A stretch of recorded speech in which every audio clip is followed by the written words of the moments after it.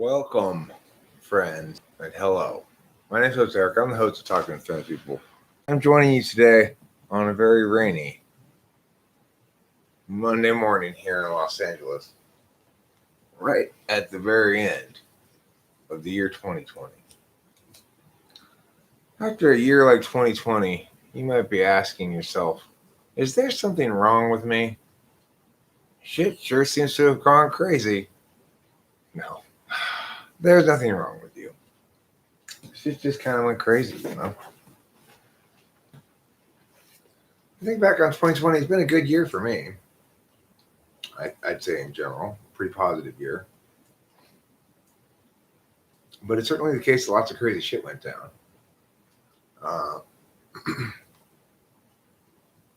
What can I do but throw up my hands and say, what?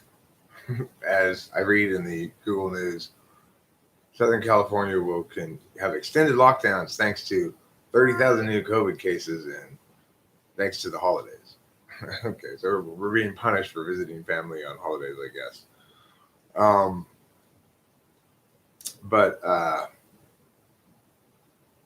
I just went on Facebook for the first time in a long time, and I posted my new song, which is my homage to Fire Force. Fire Force is this great anime that I really like a lot right now. And the thing I read,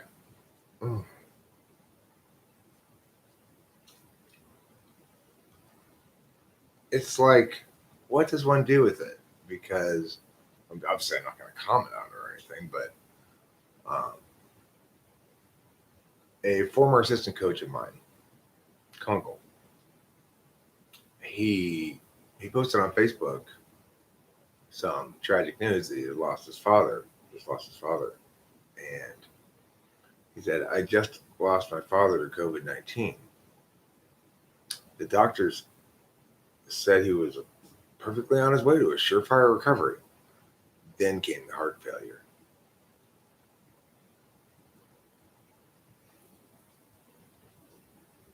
The thing is, of course, Kunkel did not lose his father to COVID-19. He lost his father to a heart attack. His father happened to be at the tail end of having COVID-19 at the time.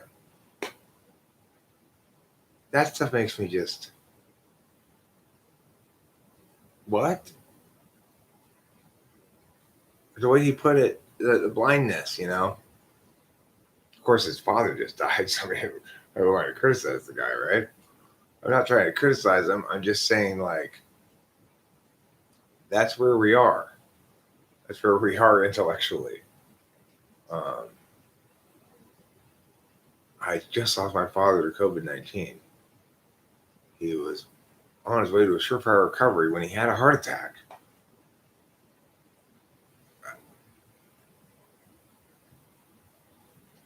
You've broken my brain.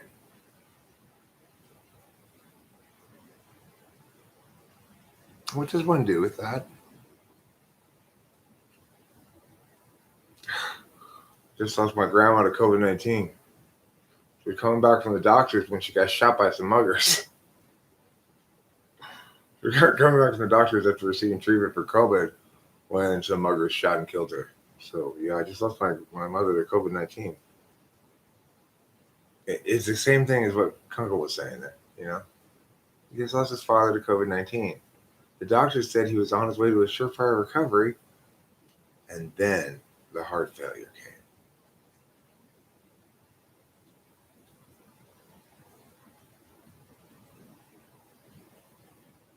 Then you didn't lose your father to COVID. You lost your father to a heart attack. No less tragic, or more tragic, but one statement is reality-based and the other is not, And to be able to write that, apparently oblivious to how insane it sounds. I mean, I can only attribute it to the fact that his father just died, I guess. That's a good enough excuse, but Wow. Anyway, that's not what I wanted to talk about. I just got struck by it because for the first time, I don't go on Facebook a whole bunch. Is the chat working? Let me see. TEST, test. You can't spell testicular without test. Hi, Lauren and Nicole. Hi, Lauren McGinley.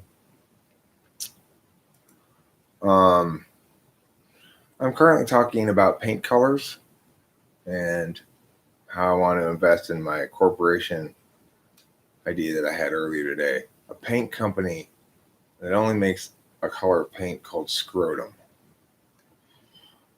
And it's a pinkish, grayish, peachish kind of color. Little bits of purple in it, kind of. So, I just think there's a huge market. Yeah, well, there's a huge market for people who want to paint their walls the same color as their scrotum, but don't know which paint to get. And they don't want to go to the Home Depot and say, hey, can you color match my scrotum? That's a little bit awkward. So that's why I've decided to come out with a line of scrotal paints that are race-based. I'll have all the 742 different races that there are. And each one of them, I'll get an example of member of that race, and I'll personally color match their scrotum with a color swatch. Appears to be this one. And then that will be the line of paints. Scrotums of the world. Mm-hmm. When I become president, I'm going to repaint the... What I'm going to do as president is sign an executive order requiring Home Depot to come color match my scrotum so that I can make the White House the scrotum house.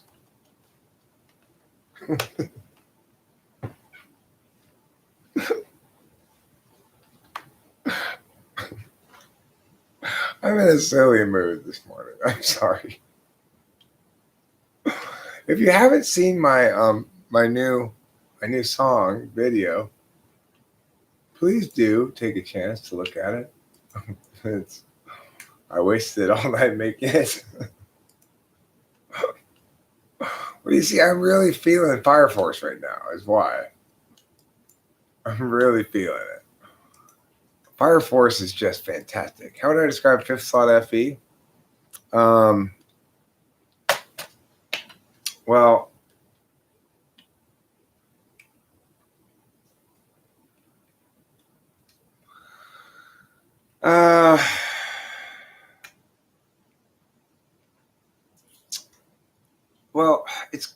look. The thing is that's a tough question for me.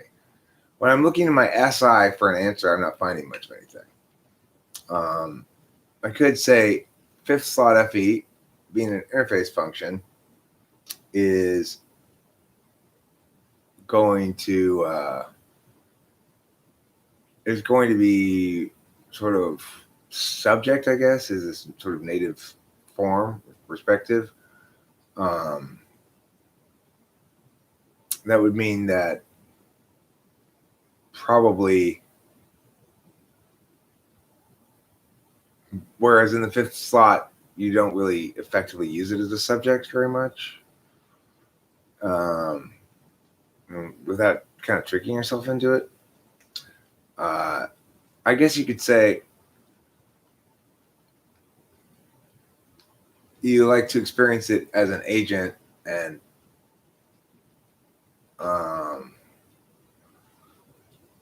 an object. But of course, we got to understand objects in two distinct ways. One, being subjective to something, that kind of object, and two, an object that you're looking at that's an example of a thing. So anyway, fifth slot FE to me is hard to place. That's the best way to put it for me, because it's like they're already an FI dom, so they're confusing me, and then I can't place their fifth slot FE. It's hard to place. 4 or 5 is what I've always said is the confusinators. 4 or 5 will confuse you because they'll be misleading in various ways, and I haven't exactly determined why yet. Do you have a descriptor for fifth slot FE on the emotional plane? Well, there's not really an emotional plane, but there is an internal metaphysical and internal physical plane, both of which express emotion. Or both of which you can attend on both to emotion. So the thing is, what I would say is FI is naturally a subject function, whereas your action functions and your knowledge functions are agent object functions naturally, and your interface and deliberation functions are subject functions naturally, is what I'm thinking at the moment. So it's like the problem with fifth slot is ignoring it means you're not accustomed, I guess, to using it as you're not accustomed to using it as a subject, in the sense that you don't sort of turn to it to solve any sort of problems or do things in the world. You're used to observing it as an agent, though. And like I think my NI is very good when it comes to tell me which of these 5 songs is best, Eric. My NI will tell you in no short order which one's best. But that's me being an observer. When it comes to being a subject of NI, I've very gradually learned to sort of wait for the thing that's supposed to be there to be discovered. But my native way is to brute force it, to try a bunch of different things until I find something that sounds good, like that. I had to work on that sound and Audacity for a long time to get exactly that tone I was going for. That one didn't come out right,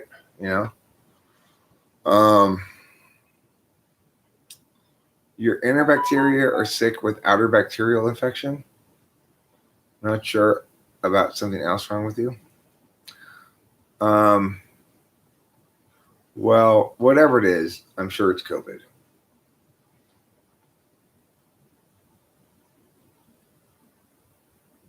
How did I fuel the practice? I don't know. With gasoline? Fifth slot FE is probably more expressed in a one-on-one scenario or doing things for others like gifts or birthday cards, etc. Oh, well, to finish the line of thought, if in fact I'm right about fifth slot, then FE is observed and you can be subjected to it and or critiqued on it and understand what that means, right?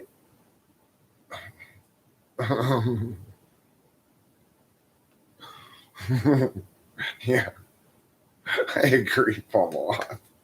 Whatever it is, I'm sure it's COVID.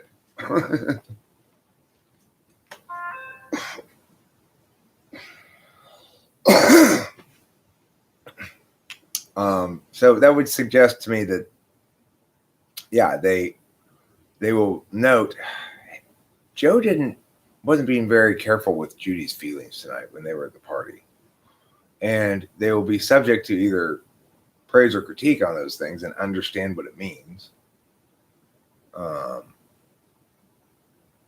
Like, I really appreciate what a great job you did with me tonight at the party, dear, because you really made a good impression on everybody and made me look good, and I appreciate that. FI Dom will understand what you're talking about and understand why it's valuable. They're not going to countervalue it in the way that, like, seventh slot. That kind of fake stuff is how fake people manipulate people. Razor M, I've got some news for you, buddy. There's nothing wrong with you. Not today, not tomorrow, not ever. That doesn't mean we can't grow. It doesn't mean that, no. It just means there's nothing wrong with you. I was bleeding from my rectum and stigmata on my forehead. I'm pretty damn sure it was COVID. With cancer on my scrotum and there's cancer in my Joe head. Yeah, it's got to be COVID.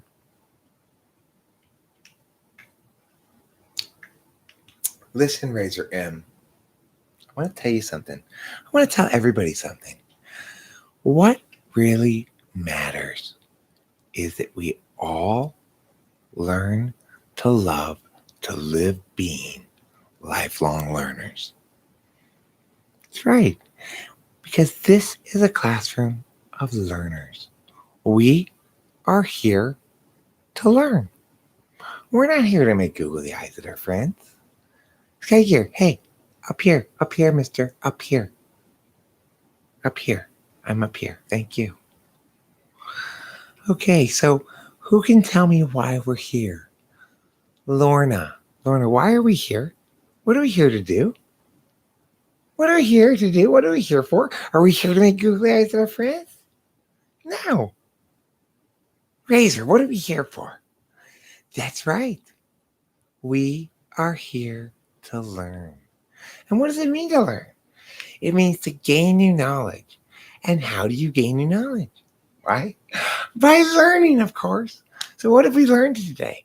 We've learned that learning to live, to love, to be lifelong learners is one of the most lollygaggly, lovely things you can possibly do.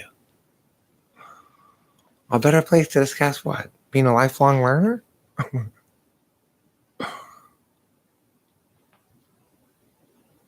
talking to me?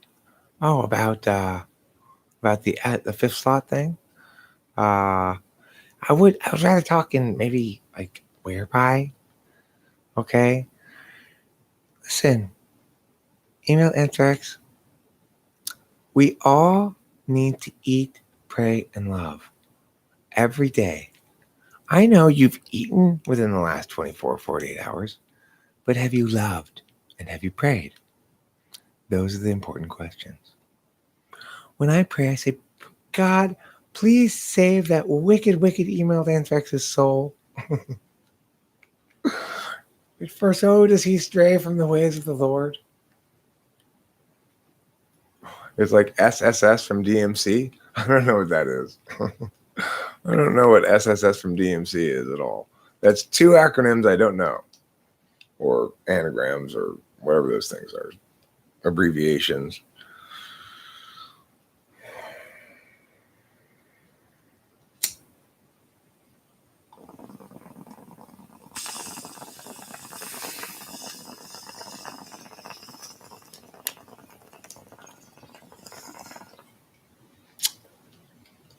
A little known fact, email anthrax's favorite band is NXS.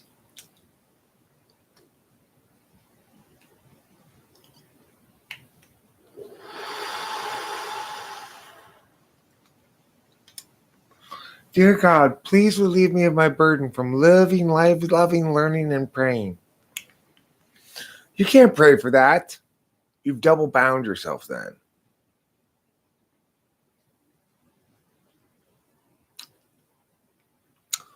Understanding but not actively participating, fifth slot. So that is agent and object match subject. Right.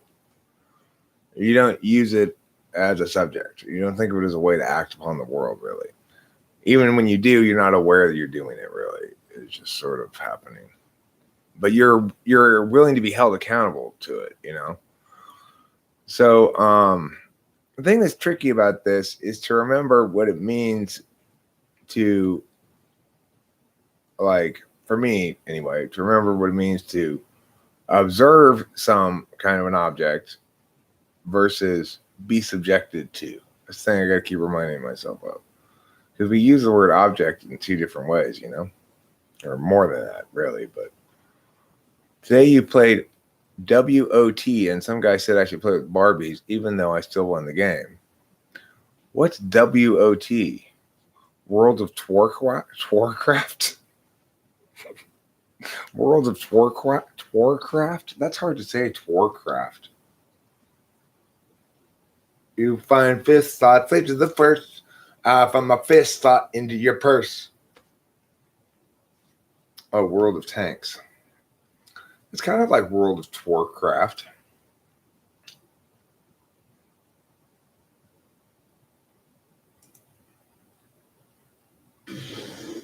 That's dynamite in my mouth. Don't like it here in the house.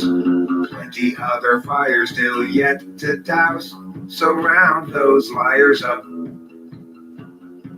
Some will to fight. A bottle of fuel now to ignite. Cooled up, try and torch it right. Cooled up, well, the lights.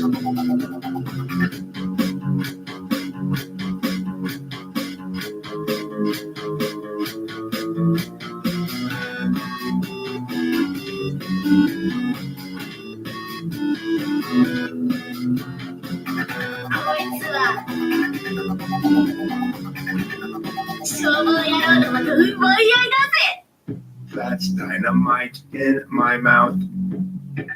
Don't like it here in the house. There are plenty other fires still yet to douse. Surround those liars up. Some will to fight. A bottle of fuel now to ignite. Cooled up, try and torch it right. Cooled up, well into the light, the light, the light, the light, the light, the light.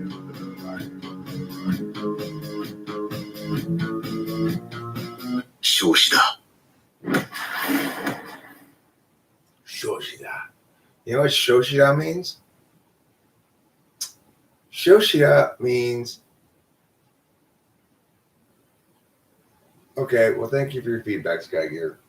I can always count on INTPs to give me straightforward feedback. I think I could have spent more time, like making it more perfect or whatever. But yeah, I sampled from the show, so a couple of Japanese things. It seems like we wouldn't use any of the backslash functions as the subject, except for the sixths. The thing is, I disagree with that. We use the sixths and the eighths as subjects primarily. Being a subject goes along with instrumentality too. Shikash. What is Shayushida? I don't know what that means. What are you talking about? What the girl says? Oh, what the girl says is basically like, I'm gonna get you, Fire Force. It's along those lines of that kind of. We're gonna get the Fire Force. Like, it's the bad guy lady who says basically, now that the fifth or the fourth pillar has been born, we're gonna get you, Fire Force. Or no, it says we'll see who gets that fifth pillar. Us or the Fire Force, I think is what it says. Something like that.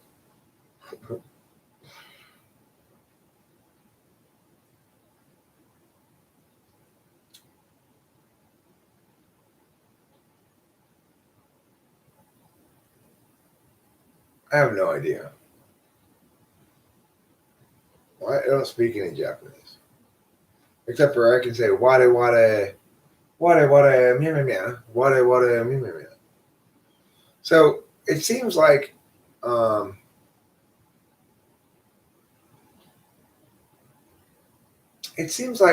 the instrumental functions are all used as a subject, but that's not exclusively what they're used as. So it's like the second function, you use it primarily as a subject, but you're also capable of observing objects of that sort of thing. Observing the TI of others, and you're also capable of being an object, which is to say, being critiqued on your own TI and dealing with that accordingly.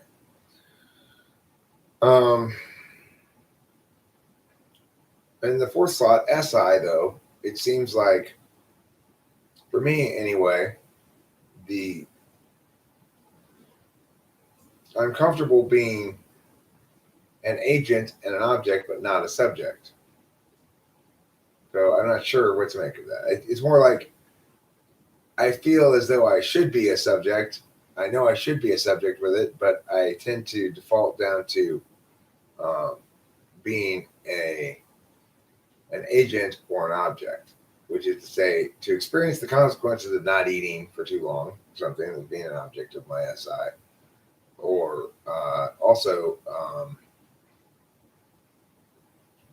to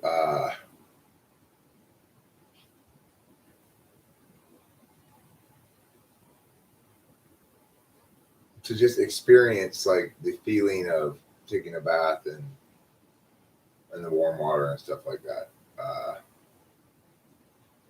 Instrumental functions. So broadly speaking, your 1, 3, your odd number functions are absolute values, and your even number functions are instrumental values.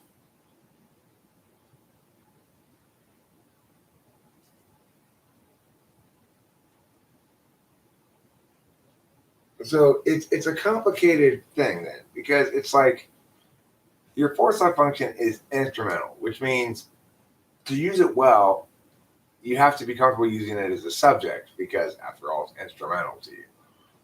But I would say that um, as an object, it's an absolute value.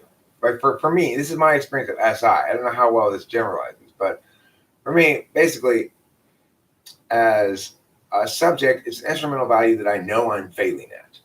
As an agent, it's something that I guess I'm slow to observe, right? I'm weak at observing it.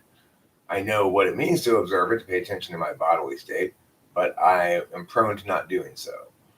And as an object, it's an absolute value that I can get very positive gratification from, or very negative absolute value stuff from. So, in other words, I can be very uncomfortable if I don't attend to it enough. It can cause me great discomfort, like go on a hike, be miles out, not having eaten anything, and realize I really didn't bring any water or any food with me, and just be like, I mean, I'm not that dumb anymore, but that's how it used to be when I was like younger, like a teenager or something. I just didn't think about SI at all until I got burned by it a few times. You know, you get stuck out there, you're starving to death, and you feel so sick and you're awful, and then the next time maybe you don't do that again. You know?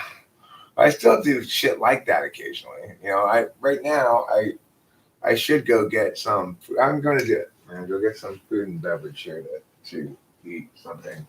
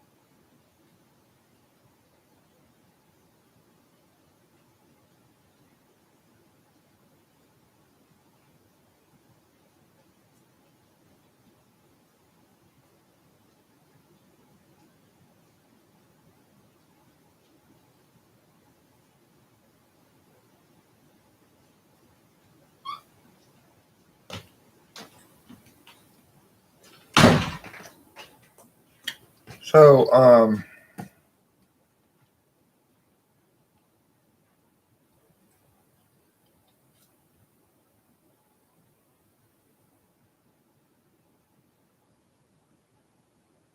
not sure about what.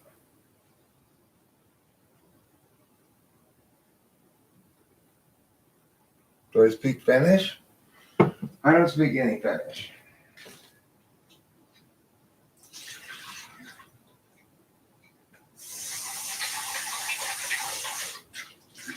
You could say that I neither speak Finnish nor do I finish speaking. But hilarious joke by Eric. Here we go again.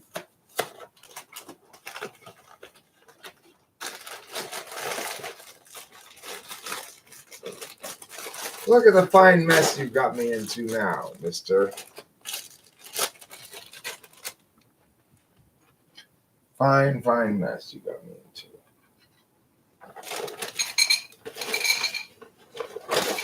Ah!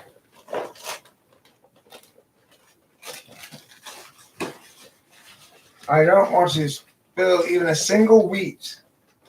Because even though these are mini wheats,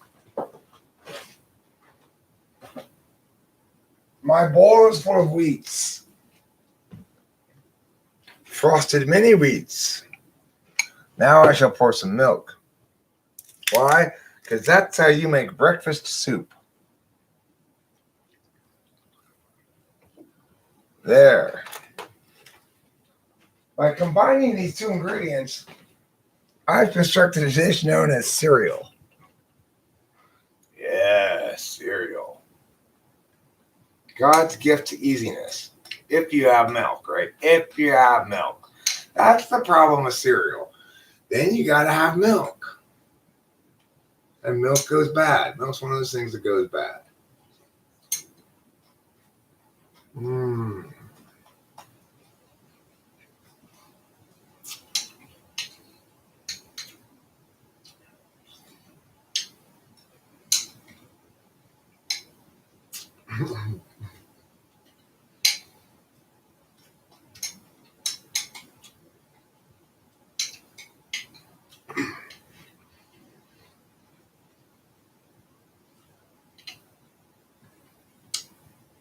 I tell you what, it's definitely not worse than cancer. Frosted mini wheats. Delicious. Well, it is, I'd say, my favorite cereal because it really gives you the sense of meatiness, but it's not, doesn't actually have any meat in it.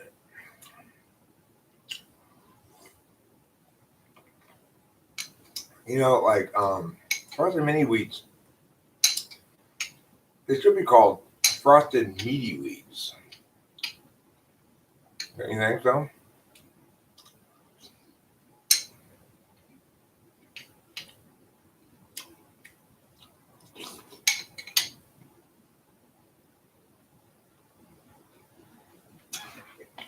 Well,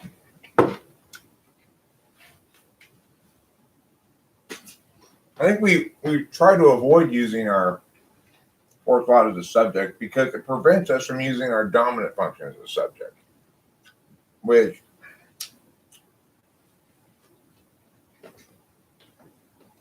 is absolute value that obviously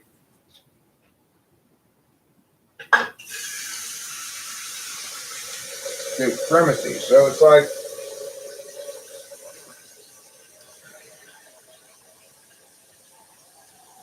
I spend a lot of time being a subject with extroverted intuition, but what people often critique as bad TE on my part is really more meaningfully bad SI.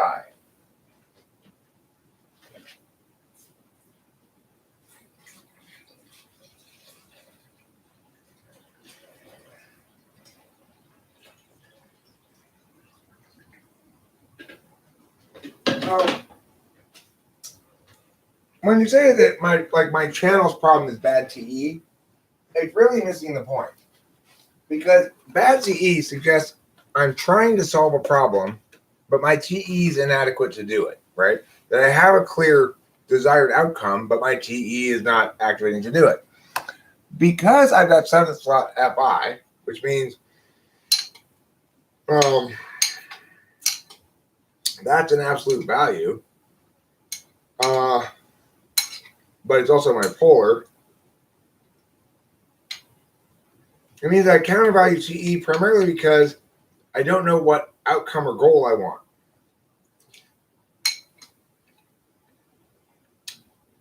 So I don't like to have to plan to attain that because I don't know what it is.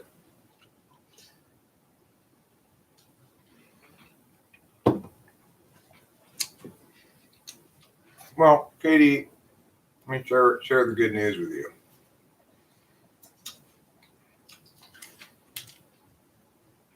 There's a third option. Permute, do both, as they say in debate.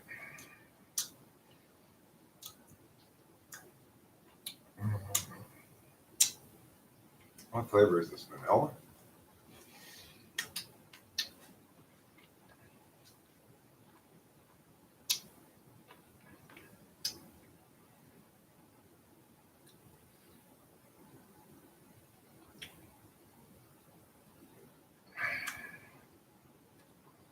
You can sue my bell. Sue my bell.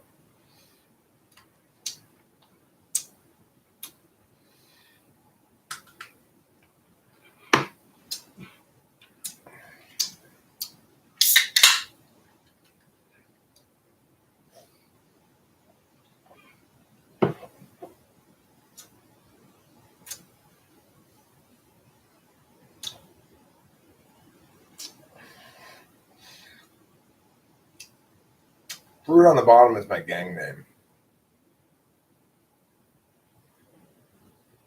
Me and Poppin' Fresh and Hot Pocket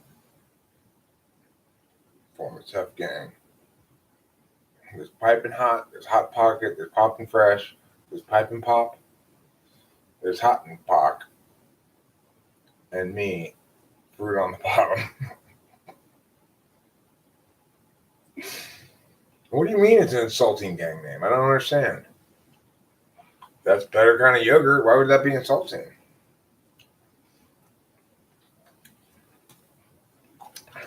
I want to be called Fruit on the Bottom. Because that just means I'm like the best kind of yogurt.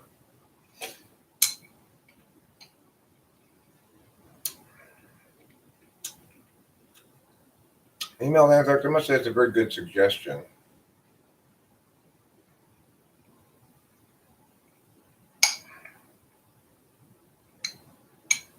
Well,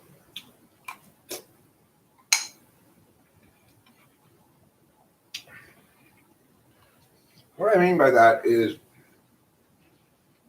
really it's a time frame problem.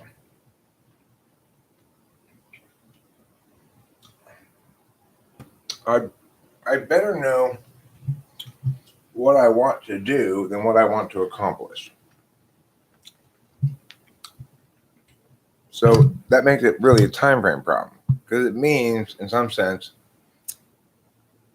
I know what I want to accomplish right now, which is live streaming. I'll probably end up taking down that song and fiddling with it a bit more because Sky Gear pointed out that one of the problems with vocals, there's additionally other cues to me that it's probably not quite ready for action.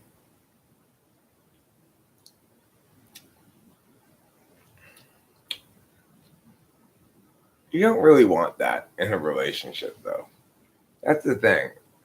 It's like you may want it during sexual intercourse, but you don't really want obedient or submissive in a life partner. You want something equal, obviously.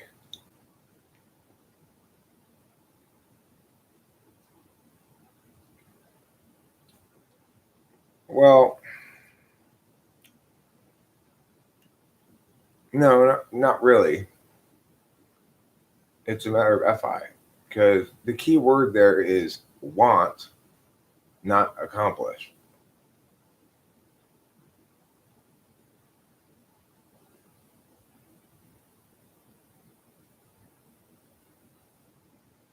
I did take it down. Because I noted myself that some of the vocals aren't timed perfectly. So when you said that, it played into an existing, like, it's got some scrapes and scratches on it, but it's still fine. To go, okay, well, that's more of a problem then, I thought. I mean, look, my so for you, here's the thing, Legends Fall. NI is necessary when it's not really cause and effect. It's not. NI has as a component in it rendering dynamic and durational systems into static universal objects too. Okay? So it's like it's true that NI knows better about the external world, which includes sort of how a currently operating system is likely to extrapolate out or play out over time or whatever, right? That does include that. So you're sort of right that that it has that kind of appearance in dealing with the world, but it's more about pattern extrapolation and pattern recognition than it is about cause and effect.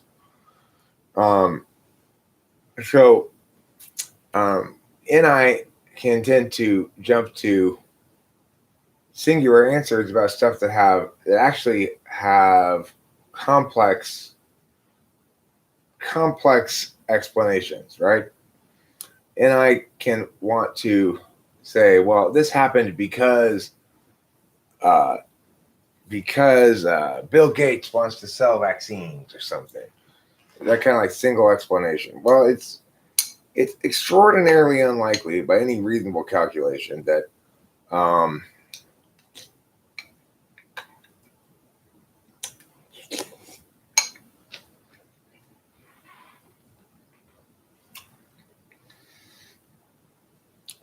that Bill Gates would be executing this, what fundamentally would be like a supervillain plan. I mean, the reason it's kind of inconceivable is because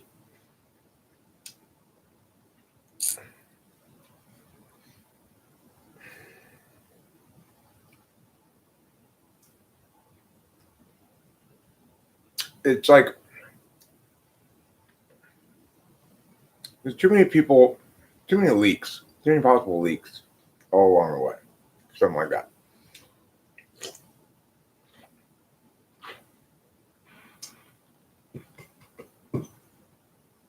Razor M, I want to talk about that.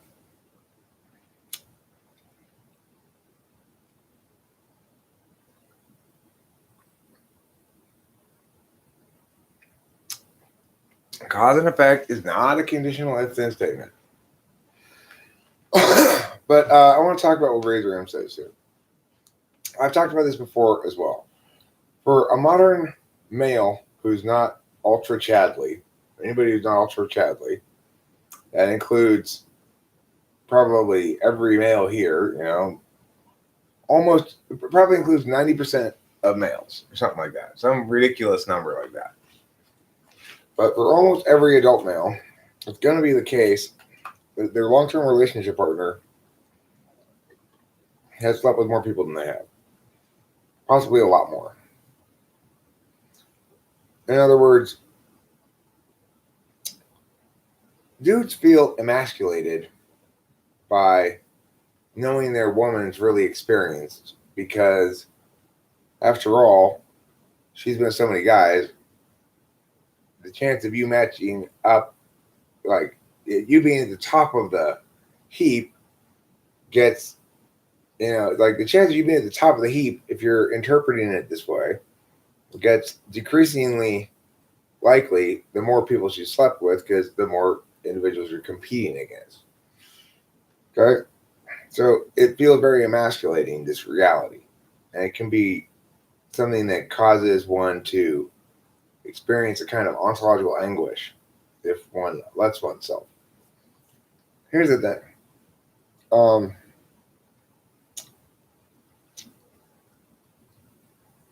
It's like, for me, part of the requirement is that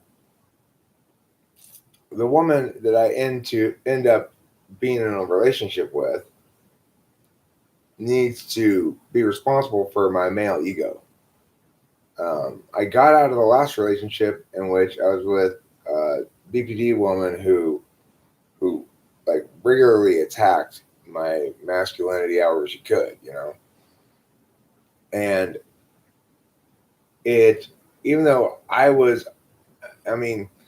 the weird thing is, of course, in that relationship, I was pretty much uniquely well positioned to take a lot of abuse without taking a lot of damage, or without internalizing a lot of shit, because every time shit happened, I'd talk it out on the internet, with everybody in the community. And I'd be reminded, no, I'm not crazy. Okay. Things I'm saying do make sense. Sometimes, but she was very convincing too. She had her own camp of people. It's like, that should have been all I needed to know, is that we had divided camps and we were supposed to be partners, a relationship. So the thing is, even so, I'd say it was awful. I wouldn't want to go through anything like that again. And the reality is this: how well you match up with the other people is not the right question. It's because it implies that there's only one person. You can isolate one person and evaluate them in the equation. So Kimberly and I, we were so sexually incompatible, it's nuts. And or another interpretation of it is basically her trust issues made it such that every time I tried to have sex with her, she had to cut me down and reject me until I sort of was like, okay. And then she'd be like, okay, fine, we can have sex. And I'd be like, okay, what the fuck are you doing here? You attack me until I stop trying to have sex with you. And then you say, okay, fine, you can have sex with me. What? So the thing is, when that shit was happening, it was because Kimberly and I were incompatible. So did I compare well against Kimberly's other partners? No. Was it because she had so many partners prior to me, or because I was a bad sexual partner? No. It was because it wasn't just that I was not measuring up for her. We forget as men, she was a terrible sexual partner. She was terrible in bed. From my perspective, that's legal too, right? It's not just the girl who gets to have an opinion. Right? So the point is, when we worry about that kind of shit, we are missing two key points. Number one, every engagement of sexual intercourse is a two-person endeavor. It is never one person's fault if shit goes south. And it's never one person's success if it's, both parties enjoy themselves a lot.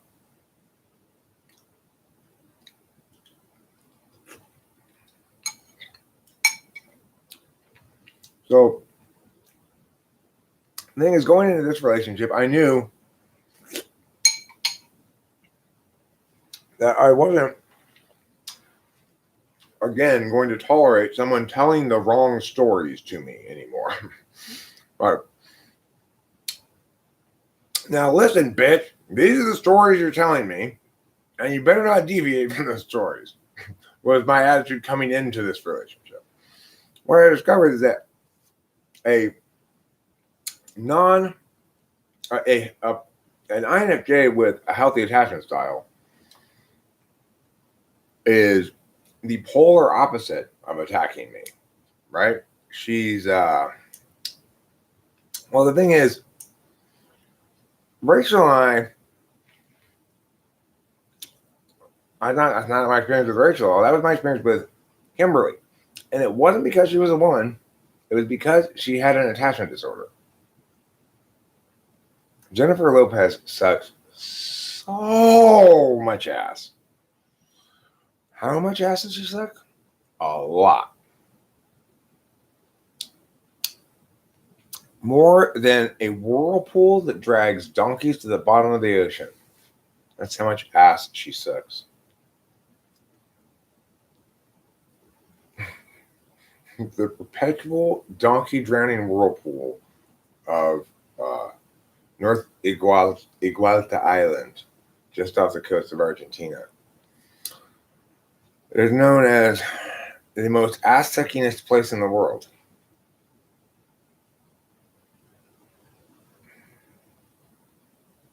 Yeah. Oh, sí. I have been to the burro drowning whirlpool just off Isla de Iglada, perpetually drowning burro after burro, taking them to the bottom of the ocean. They wash up down in Cancun at the beach where the tourists are. They think they're still alive. They try to ride them, but they're gringos. Anyhow, it's known as the place in the world that sucks the most ass. Like she's chasing your poor mind. Well,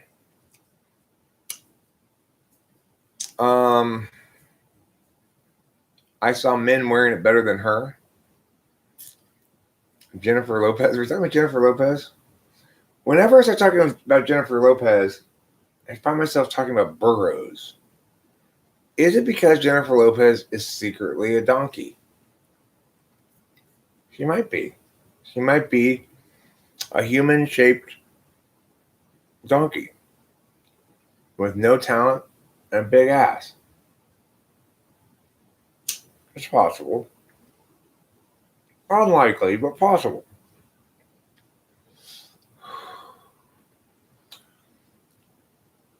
You know what? It's like there are really two answers to the following question that any human being, if you could do a Family Feud final round, two answers on the board, top two answers on the board. 100 people surveyed, ask question, name a person who's got no talent and a big ass. Boop! Kim Kardashian. Boop! Jennifer Lopez. Everybody's going to say that, right? You can poll 100 people, and 100 out of 100 people would say one of those two answers. Either Kim Kardashian or Jennifer Lopez. Let's see. Someone with no talent and a big ass. Gosh, no one comes to mind? I mean, immediately Kim Kardashian comes to mind, right? I bet you, if you were to just say you have one guess only, you would ask 100 people, 80 of them would say Kim Kardashian.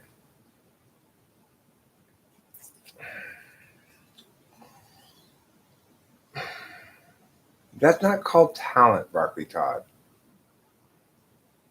That's called, like, I'm a dumb slut.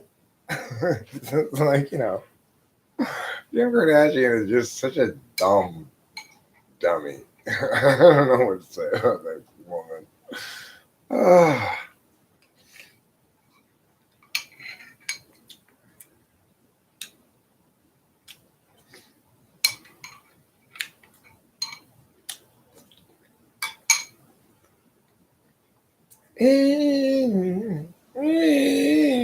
I'm like Kim Kardashian imitation.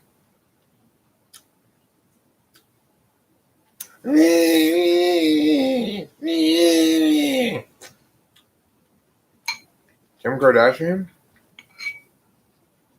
I don't know what she is. waste of oxygen.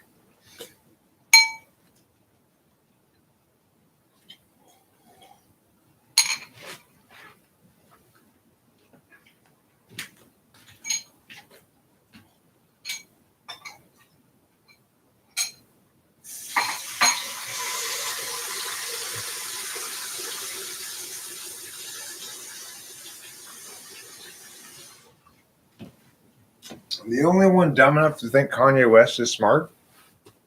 What else? What else can we say about her? Kim Kardashian.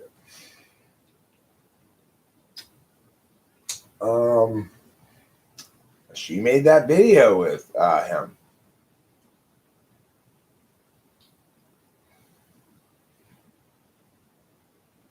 You remember that video on the motorcycle, right?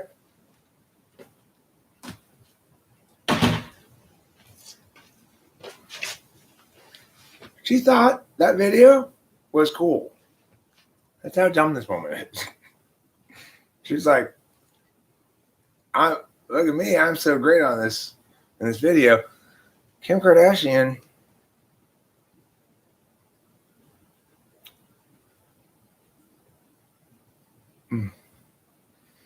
who has less talent, Kim Kardashian or Tom Green? I mean,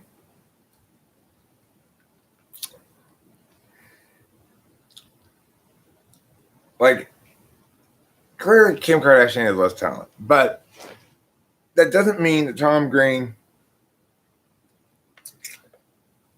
isn't just as malignant.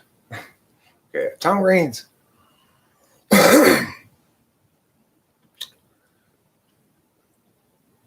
Tom Green is the carrot top of shitty Gallagher imitators.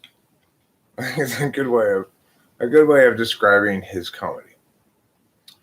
Tom Green, the carrot top of shitty Gallagher imitators. Can Kim Kardashian cook? No, I don't think so. She isn't. She can drink, I'm pretty sure. I am confident in her capacity to consume alcohol. And, she's probably, at this point, pretty good at taking it up the ass, too. I wouldn't doubt. She probably got it down,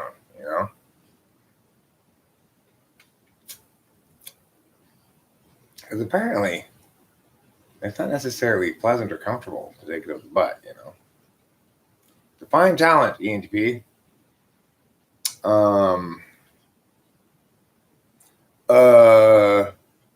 Saying smart stuff. How very practical of you, Swift Eagle. The market defines talent. No other metric shall be considered.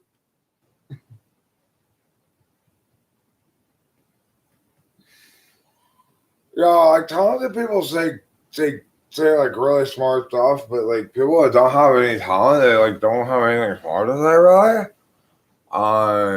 It's like I really like really, really smart like celebrity like Reese Witherspoon. She is my smart friend in my imagination, but I don't really know her.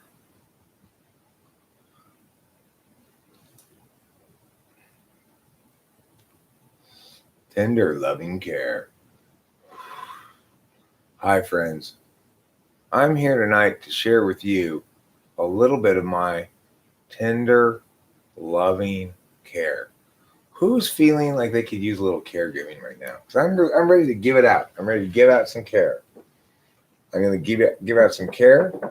I'm going to wish you some well as well. So there's going to be caregiving and well wishing.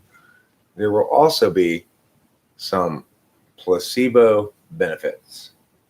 I'm going to cast some magic spells on you that are good for you. And all you got to do is believe in your heart and it'll work, thanks to the wonderful placebo effect. Define smart. Smart. Saying stuff that really, really hard stuff. That's what smart is. Smart is throughout history, mankind has known what it means to be smart by looking at the smart people. What are the things they're doing? How do they do them? Like take Leonardo da Vinci, for example. He was a very smart person. How do we know he was smart? He made a helicopter. Helicopters are smart. That's how we know what things are smart. The end. That's my middle school history paper on intelligence.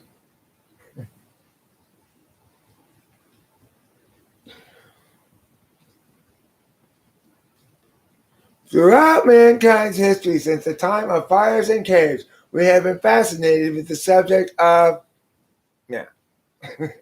whatever it is, 2020's official soundtrack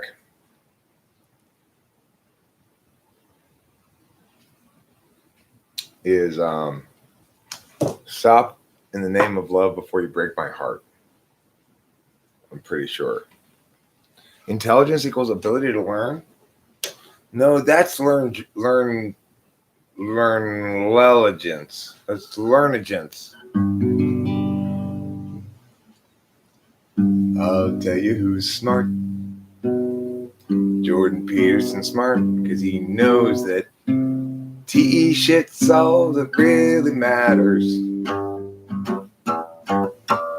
He is smart. Gives an evolutionary frame for its explanations. That's how you know it's science. He's so smart, he prefers the Big Five. Says it's got empirics behind it. And he says he prefers IQ tests because then he can guess how good you'll be at this kind of job. Yeah. That's what it means to be smart. A bunch of numbers, bunch of charts. This will predict broadly what demographic you belong in. That way we know how you are limited by your low intelligence. We don't have to evaluate what you say by ourselves at all, because we can just dismiss you for your low intelligence score. I got 107 on the intelligence test. That was pretty wah-wah, huh? Wah-wah. Well, don't expect me to get into smart folk heaven. After all, I only scored on 107 on the IQ test that I took the other day. It said, you want to join me? So, well, man, no way, because you got 107 on your IQ test. Then they said, if you're dumb as a sin, then you are sinning, cause your IQ is lower than a major guy who's got credentials like a PhD, and so you'll never be as good as Jordan Peterson. He's got an IQ, he says, of 167.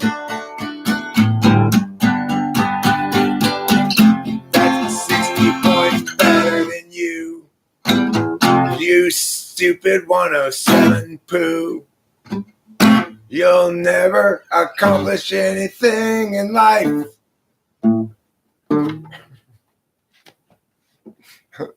I think Jordan Peterson claims to have like a 160 IQ or something. Whatever, dude. If that's what a 160 IQ looks like, whew, I'm glad I'm not that dumb. It's like, who knew that numbers started going backwards after 107? Because he's at least 60 points dumber than me.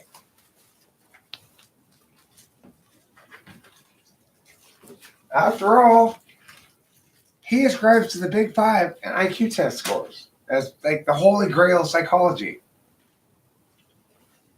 He says shit like the reason people buy stuff in ads because more when there's red used in the advertisement is because grapefruit.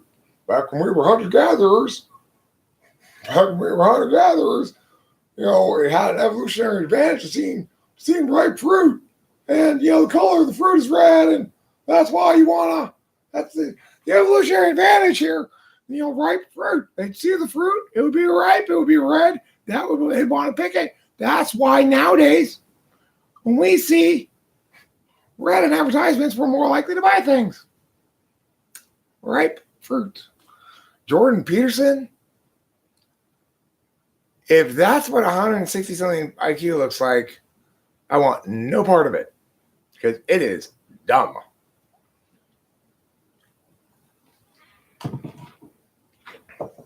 Yeah, I know. Well, I've responded to it already.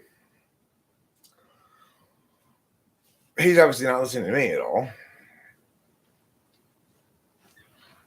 That's the thing. I'm one of the people that is least likely to get listened to in the world. Because if you're Jordan Peterson, I'm one person you definitely don't want to listen to.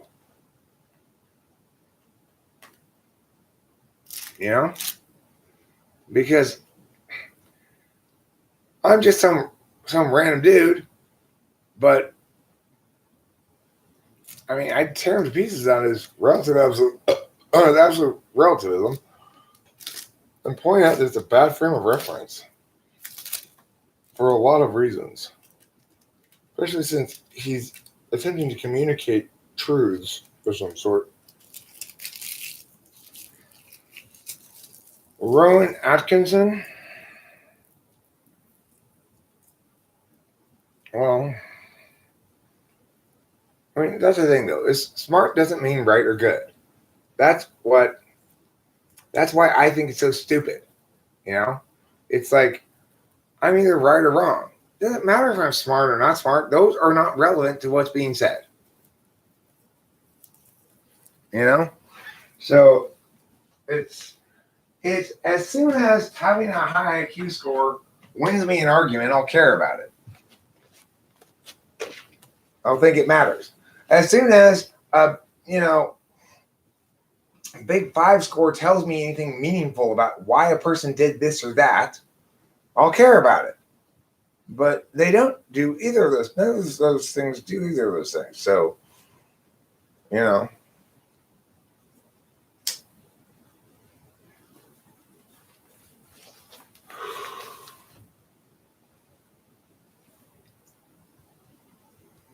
I like that juicy F-E, makes my F-I tingle like that juicy F-E, makes my F-I single like that juicy F-E. Quote me a genial thing. Quote me a genial thing about him? What does that mean? I don't know, Fancy Deluxe. How the fuck am I supposed to know what you are?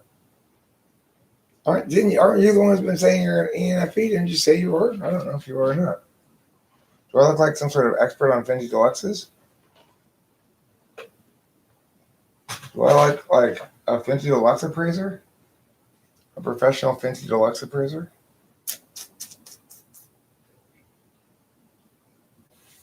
Well, that's the problem with Eagle is you're right, sort of, but you're also wrong, sort of, because they're as likely to run afoul of each other as they are to complement each other. Some things genuinely run afoul of each other. I know, Finji Deluxe. I'm sure we've done videos together. I vaguely remember you. You can only keep a certain number of people track of people in your mind. Yeah? I'm running out of room for people in my head. It's like, am I going to remember Finji Deluxe? Or am I going to remember that Columbus discovered America in 1492? Do you want me to have to give up that fact for you? Eric, you barely got a reflection. I have a reflection. You can see it right there. I'm not a vampire. You can see my back in the mirror. You can see my back in the mirror. You can see that I have a back too. It's not the tear that I had in the back can be resolved by that. You can see my back in the mirror. Yeah. It's kind of nice to be able to see my back in the mirror without having to go like this. That's too hard to do, right?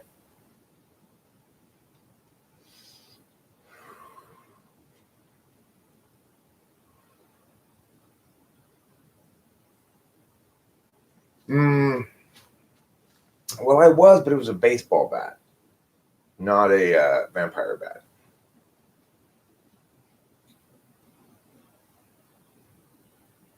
I'll tell you what the difference between a man and a wimp is. Marlboro Red cigarettes. It's a true expression of masculine vigor.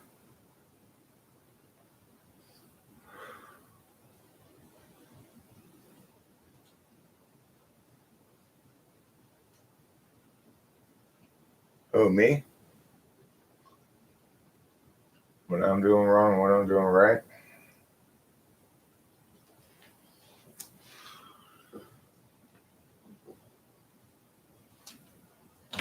I'm doing a variety of things ranging from very, very wrong to sort of right.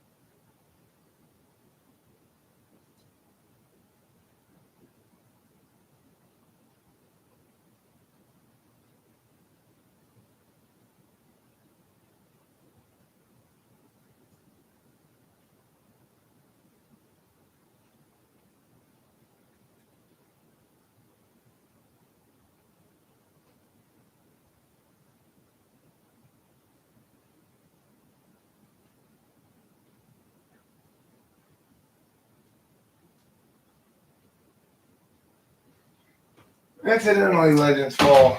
Your mom's face falls into the very, very wrong category. Who was calling TE people not smart? I wasn't calling TE people not smart. I was saying, yeah, they're people too. I wasn't actually saying anything at all. I wasn't saying anything about anything. I was just making jokes mostly. You called TE people not smart? Well, yeah.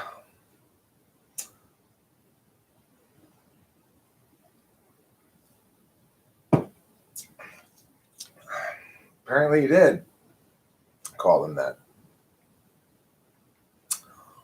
Shame on you. Where do the peacocks go for the winter? Nowhere. They just stay right here. It's cold today. It's cold. It's raining. The snow is pretty low down on the mountains right now. It rained quite a bit last night. We had lightning and thunder, and and um, and you can see the snow is fairly close to the foothills. Like it's on the closest mountains. It's like at the top of the lower closest hills rather than the back hills. Arma 3, I don't know what Arma 3 is.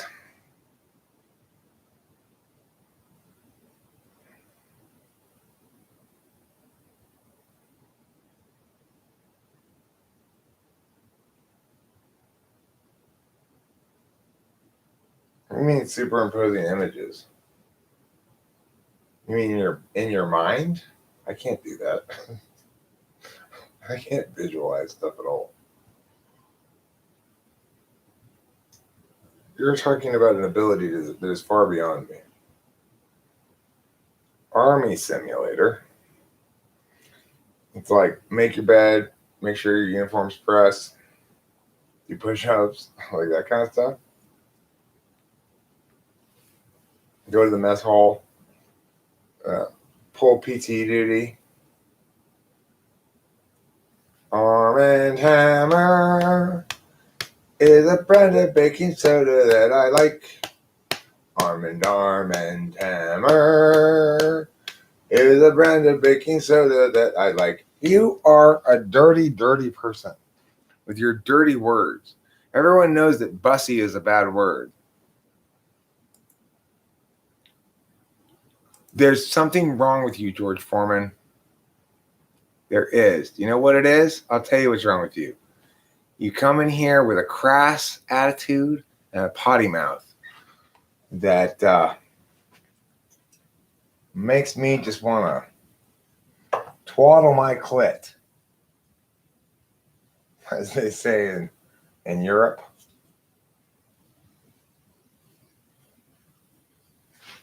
OPS say Jordan Peterson is an ENTP.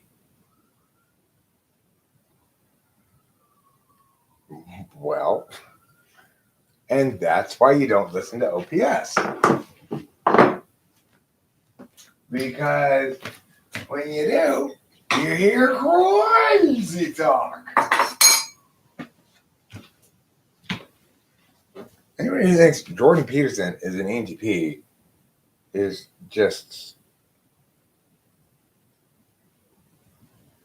obviously not an intuitive. There's no fucking way he's an ENTP. He's way too TE. He's way too NI. He doesn't like TI shit, although he does a good job of it for a TE, for a TE user. He clearly doesn't like it.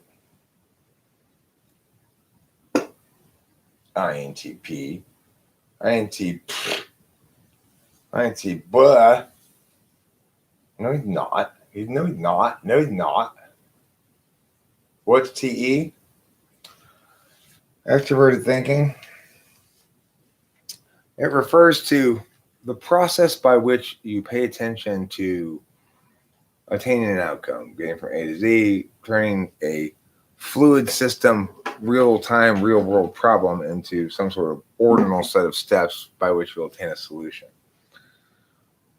That's one way of explaining it. Another way of explaining it is it's a frame of reference, depending on what slot it's in, that can link very strongly to utilitarianism and empiricism and a sort of Dunning-Kruger-esque rejection of rationality.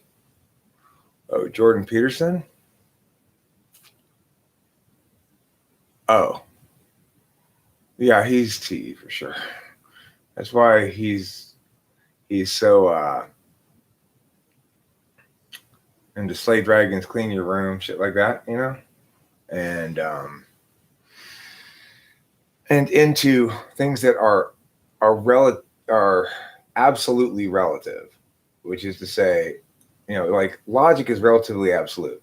If we define A as B for this purpose of the following equation, if B then C and D, and I give you A, what can we conclude? Well, then you'd say D. It doesn't matter if we define A differently next time, right? It's relatively absolute, which is to say it's always absolute, but only relative to the frame of reference. So in other words, it's actually taking into account the metaframe and factoring that into the equation, which it should, which subsumes utilitarian kind of reasoning and places it properly after principled reasoning. But unfortunately, TE users tend to think the critically important, necessary component of principled reasoning can be just sort of shuttled off to the side willy-nilly because something's important is going to happen, Well, that's how we end up with this COVID disaster, is because people insisted they need to do something about this. A harm's been articulated, a problem's been articulated, we've got to do something. Well, unfortunately, because of the lack of good frame management, DE people are unlikely. FE people are going to go along with the TE people, I agree. DE people are unlikely to successfully think, okay, if this is going to prove to be a good idea, history has shown many, many times that if it's not decided right, it won't turn out well. What does it mean to be decided right? Well, it means that if you're going to say we should do this because of these outcomes, then you need to measure all of the outcomes, not just the ones you want.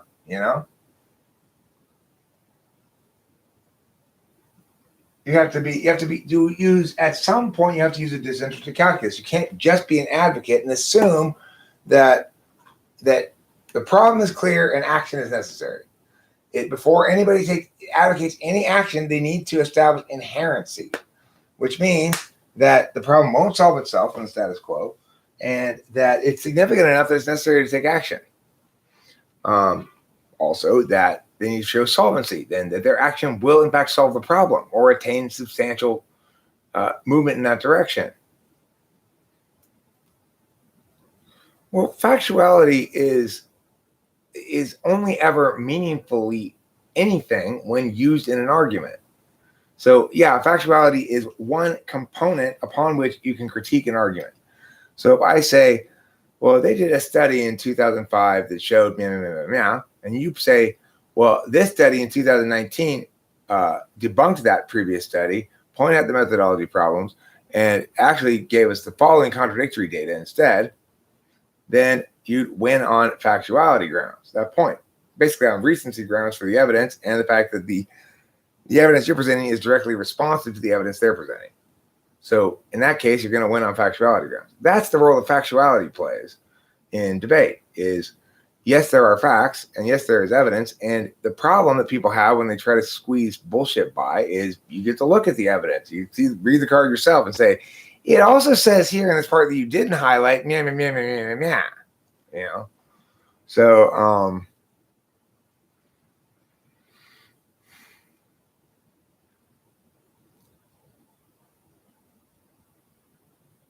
it's concerned with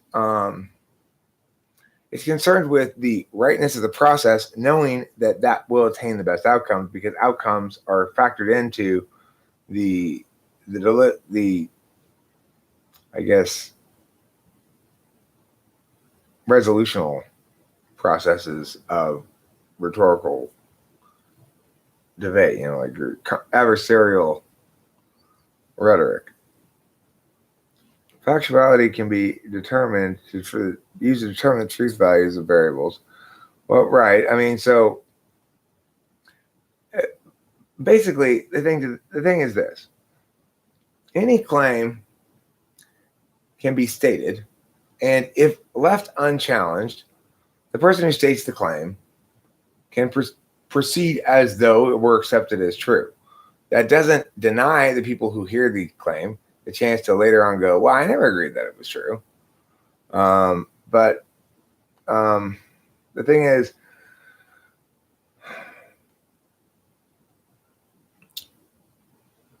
if somebody disputes the claim, however, the burden is on the person making the claim to substantiate it.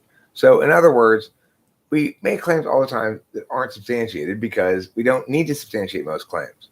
A claim like, oh, I got that thing you wanted at the store is not a claim that anybody's going to ask you to substantiate because presumably you're going to then hand them the thing anyway. Or like, oh, damn, you wanted me to pick up a pack of gum for you at the store. I forgot. People aren't really going to challenge your claim there because there's no real reason not to get the pack of gum unless you have a history of being passive aggressive or something.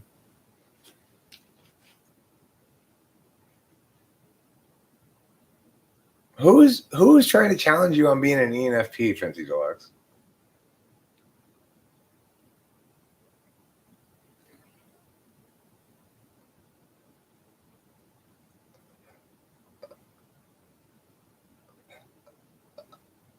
Why, Skyger? Why are you trying to argue that Fancy Deluxe is not an ENFP? Just to be pokey with your stick? Are you just poking with your stick? I told you how to use sticks properly, Skyger. No more poking people with them. You're supposed to gently pet people with a stick. Bruh, he's not serious. Geiger is just fucking around.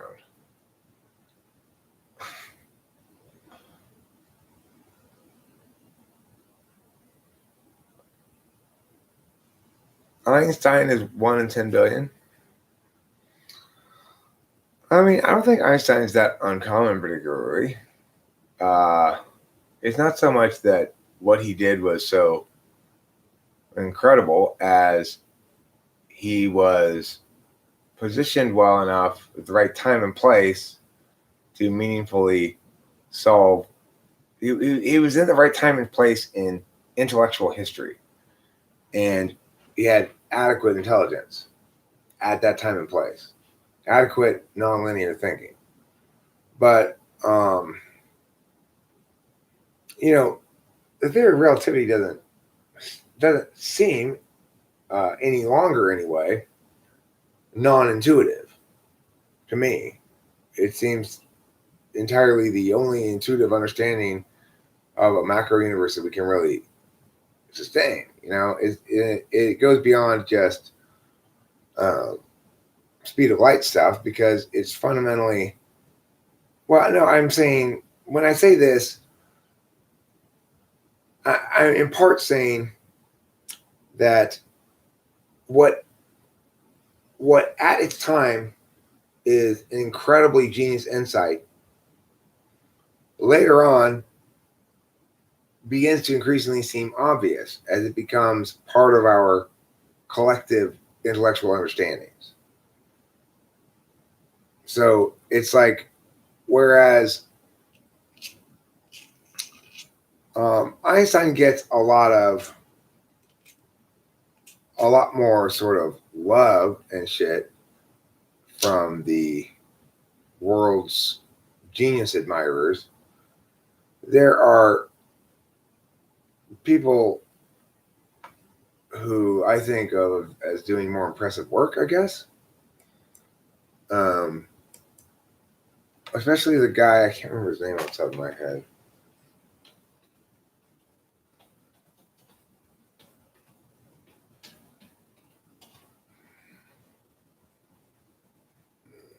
What's it called?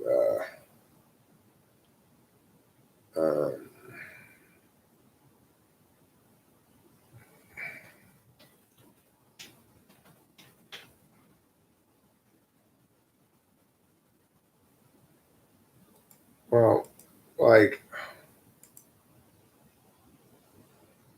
the Schrodinger equation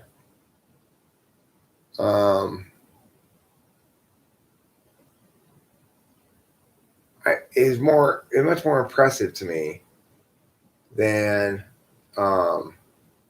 relativity, because relativity is within the grasp of my intuitive understanding of things, and these kind of quantum time-dependent Schrodinger equation and position basis, single non-relativistic particle,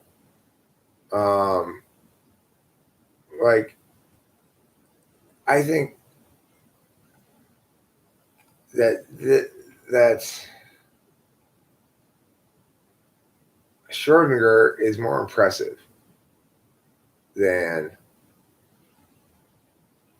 Einstein. That's what I would say. Niels Bohr is another person who's very impressive. Nietzsche, no, not impressive at all. Nietzsche's not an impressive thinker, remotely, in any way, shape, or form. He's a very unimpressive thinker. What am I looking up, Swift Eagle? Well, the Koreans have, the Koreans just executed a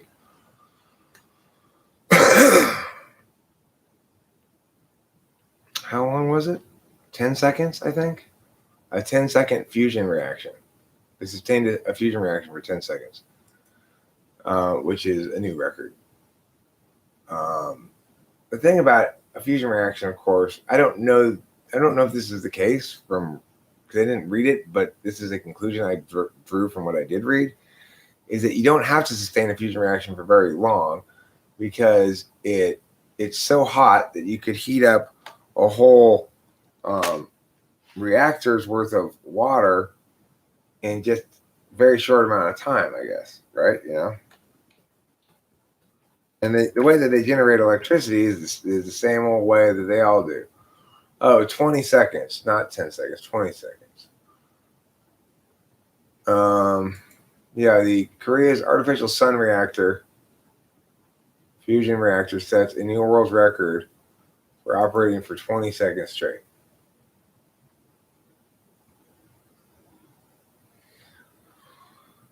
Director Si Woo-yoon of the K-Star Research Center called the achievement an important turning point in the race for securing the technologies for the long, high-performance plasma operation, a critical component of a commercial nuclear fusion reactor in the future. Making fusion energy a viable and sustainable source of renewable energy has proven challenging despite decades of research. Fusion reactions are notoriously difficult to control, as they can only occur at extremely high levels of pressure and temperature. The ions and electrons inside the reactor can only sustain their plasma state required for the reaction to take place if these temperatures are maintained. The K-Star has ambitious goals in mind for the reactor, maintaining 300 seconds at 100 million degrees in just 5 years. 5 minutes at 100 million degrees. They ran the thing for 20 seconds at 100 million degrees. So the point is, how long do you really need to run it for to heat up the water for the turbines? Shouldn't that be long enough to heat up all the water for the turbines? If you're heating even a large body of water at a temperature of 100 million degrees, surely that can get your reactor full of water hot faster than 10 minutes or whatever, right? It shouldn't take more than a couple of seconds to heat up even a huge amount of water at 100 million degrees. Is this making... Nobody's even listening to me. Nobody's listening to me. I want to know. I want to know the answer. Why do they need to run a fusion reactor for more than 20 seconds? How much, can't they heat up the whole day's worth of water for the turbines in 20 seconds if they're heating it at 100 million degrees? Somebody answer my question. Somebody answer my question. I want to know, why do they need to run it for more than 20 seconds if they're planning on using, which I've read they are, the straight up turbine thing, make steam turbine go.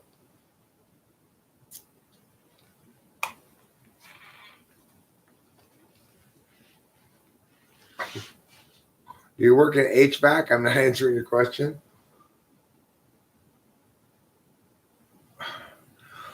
Well, I mean, all you need to do is get the water boiling, right? And then it'll boil up to make the turbines go. So presumably, you just have to run it for a few seconds. It'll be all boiling, all super boil. And then the water goes up there and makes the turbines go. And then after all that water goes up, you refill it with new water and you just 100 million degrees for just a few seconds again. Why can't they just do that? You don't even have to go 20 seconds. How much water could you boil in 5 seconds if you had a heating element at 100 million degrees?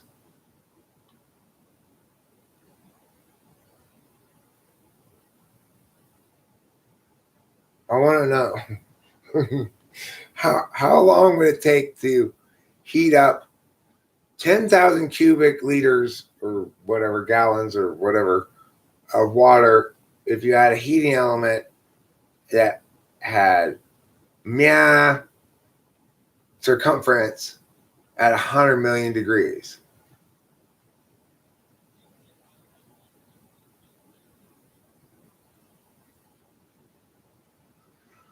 Okay. How long do you think I could hold a 100 million degree fusion reaction in my hands for before it got too hot and I had to drop it? More or less than 5 seconds. Your husband said the ocean? So then I don't know why they need to have the fusion reaction go for such a long time then. Why do they want it to go for 5 minutes? Why do they even need it to go for 5 minutes?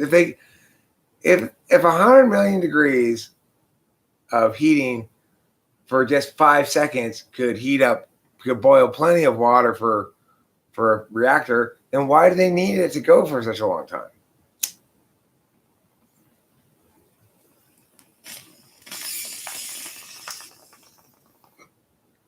You get to go for a second, then boil, refill, go for a second, boil, right? I'm not joking, Axial. I'm not joking. What makes you think I'm joking? I read that the mechanics of it basically are steam turbines. That's how they convert the heat into energy with steam turbines. I read that in the news. That's where I got that idea from. I didn't make it up. I'm not sure how they get the heat to the water. I'm sure it's not like a big stovetop.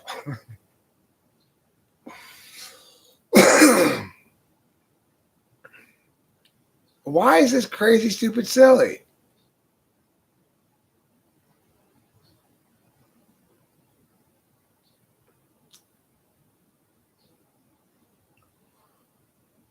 I don't want to, Genexio. I'm reading an article about what they did in Korea.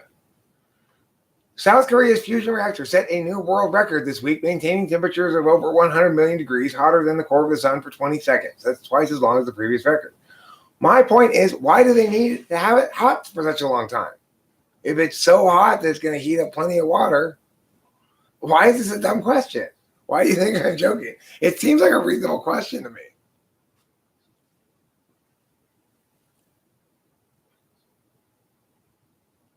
What makes it seem like such an unreasonable question to use, Axial? I don't know. I don't claim to be any kind of an expert on fusion reactions, but I don't understand why they need to make, if they've attained 180 million degrees for 20 seconds, what do they need more heat for? Or why do they need that much heat for longer? They can't figure out what to do with 20 seconds of 100 million degrees? I mean, there's lots of things you could do with that.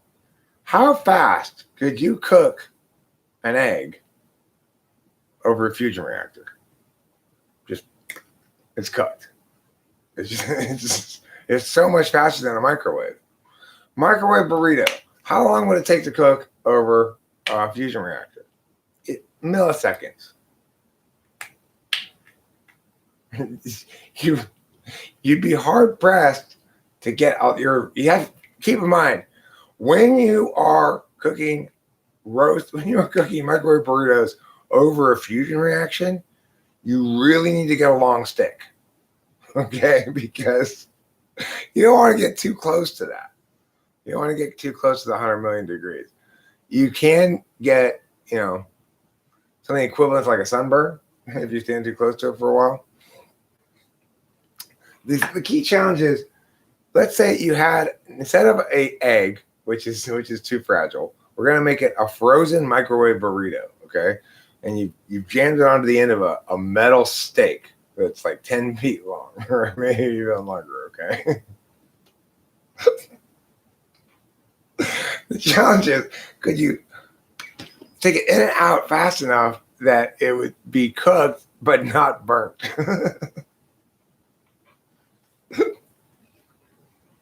I want to have the fusion reactor Olympics. Like, challenge people. I totally challenge you to jump over the fusion reaction. No, you're gonna have to jump a lot higher than that, bro. A lot higher. No. I'm not saying why would they want to have it so hot. I'm saying, why isn't 20 seconds worth of 100 million degrees enough for you? Like, surely we can find some way to, whatever we're trying to cook, it would seem like you wouldn't really need 5 minutes at 100 million degrees, right?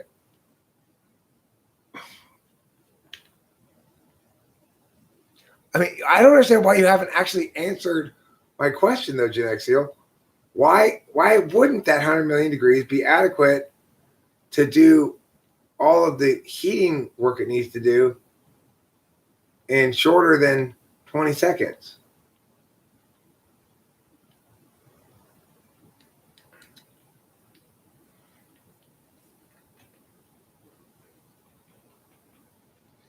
Oh, the sun works on fusion?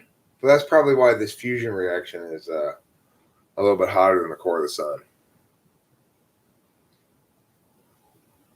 Like, you want to talk about an embarrassed Korean populace? Boy, if they fail to put out their fusion reaction before they leave their campsite, they could start a hell of a fire.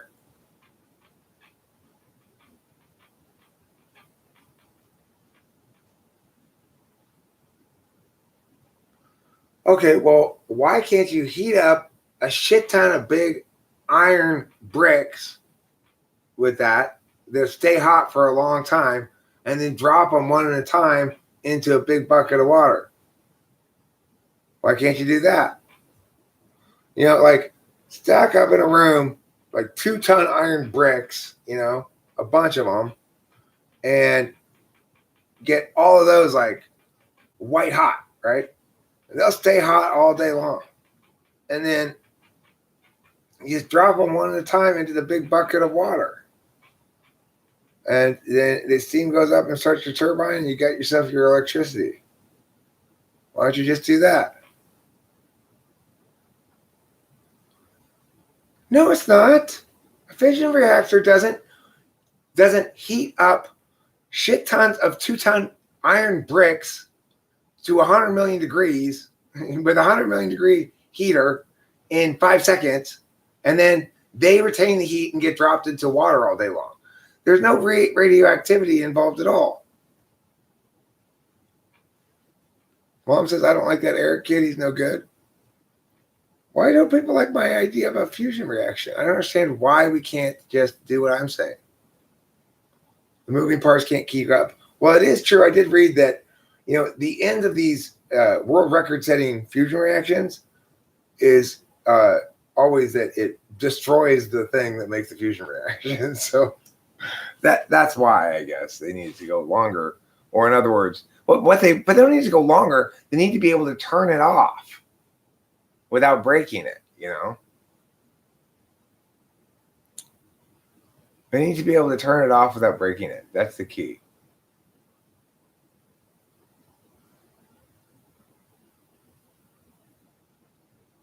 Okay.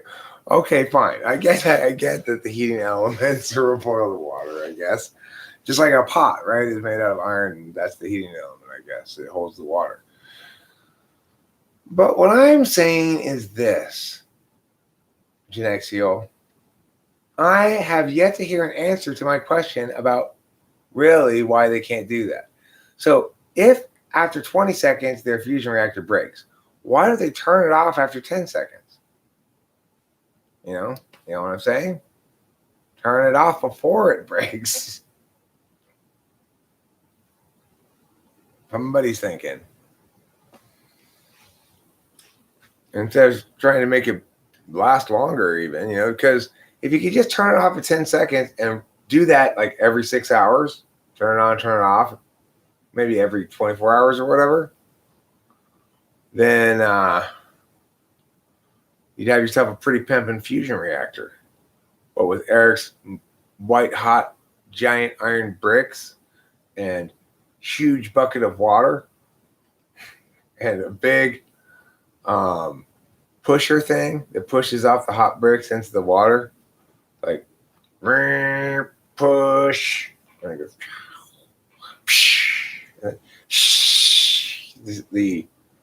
The steam goes up.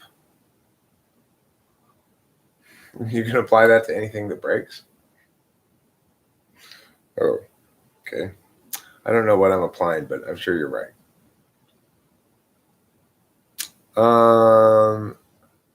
I'm a high NE user. They can do your idea of 20-second bursts if we had a way to store that much vaporized water. Well, that's what but I have the next step of the argument to that. I answered that. I said, well, why don't we just use big, huge iron bricks then instead?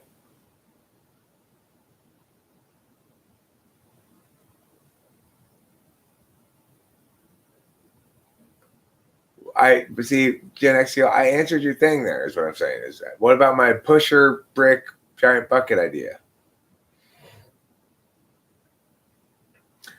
Yeah, but like, for example, what I'm saying is if you had a car that you knew had 100,000 good miles in it, you wouldn't insist on practice driving it 200,000 miles until it breaks and go, didn't last long enough.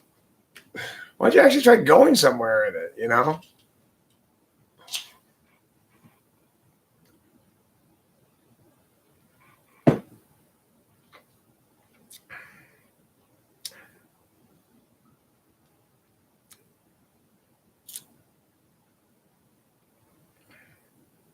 Well, Gen XCO, that's why I'm introducing what I'm calling the Fonzarella School of Fusion Reaction, where I'm just going to walk up to the fusion reaction and go like this. Hey. Once I invent the Fonzarelli fusion reactor machine, I'll be rich beyond my wildest dreams. Because anybody will be able to get it to work anytime it stops working just by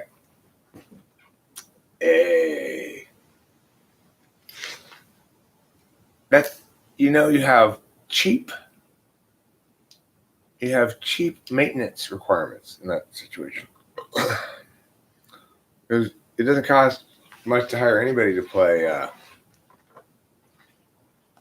Fonzarelli. I'm not trolling. I was genuinely asking those questions, Janexiel. I was not trolling. If they sounded really dumb, it's because I'm actually that dumb about this stuff.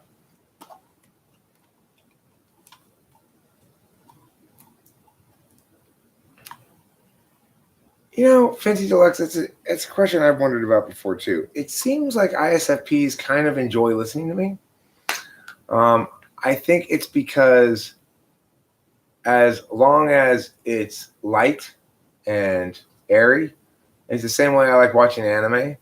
It's childhood level FI that I'm experiencing as an agent. Like somebody's presenting me objects in front of me, not FI objects, but FE objects that I can FI off of.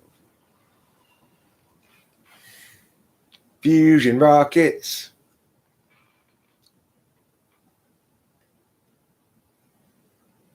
Yeah, very childish FI.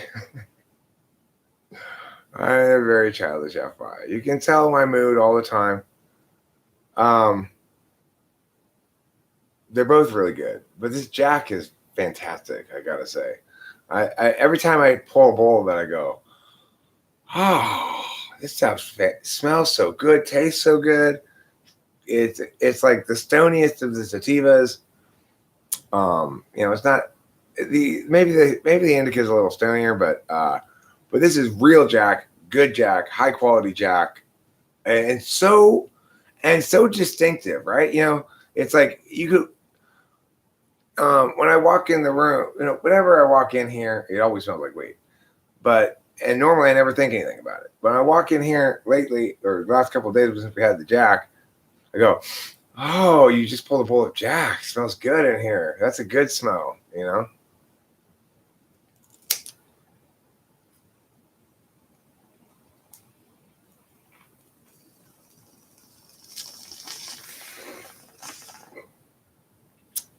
You know what, Rain? I totally take exception to that. I would like to believe that I am never really guilty of word salad. Word salad, as I understand the term, means trying to pretend like you're saying something when you're really not.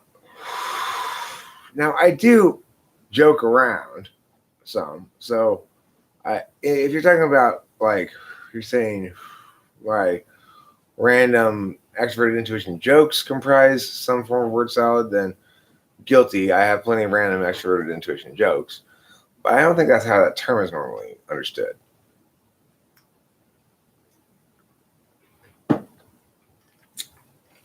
word salad, as I interpret it, is what ENFPs do when they attempt philosophy. Word salad is what ENFJs do when they attempt to explain things. It's bad TI, basically. Yeah. Or imitation TI.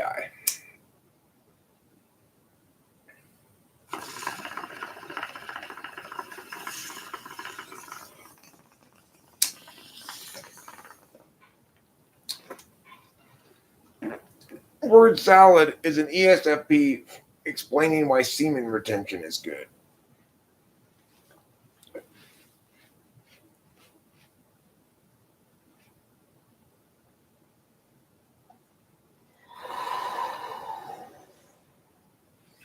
I am full of silly nonsense, though. I've got more silly nonsense in me still at age 49 than most people have left at them at age 18. So I've done a really good job of conserving and retaining my stubborn man-child ways.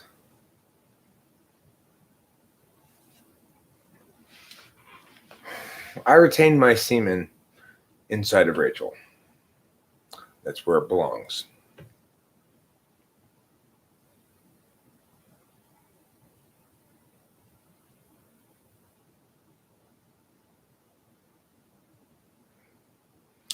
Now, FI is able to gain insights, and FI can sometimes be very important.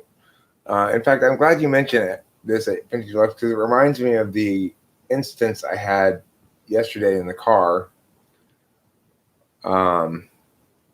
Yesterday, before Rachel and I went to go do some errand, I don't remember where we went, but I guess we went to Smart and Final. Before we did that, I listened to this old audio of me and Corey sort of riffing off each other, joking around. It's called French Horn. I'll get the link for it. But anyway, it's not something probably most people are going to really want to listen to very much of or hear. Probably not going to want to hear the whole thing or whatever, but it is like 12 minutes long. But it made me very FI. Because this is a guy who was my best friend for a long time. Spent a lot of time hanging out with him. He was the intuitive friend in a world of sensors for me. I didn't really take good advantage of the internet or engaging with people prior to this YouTube channel. And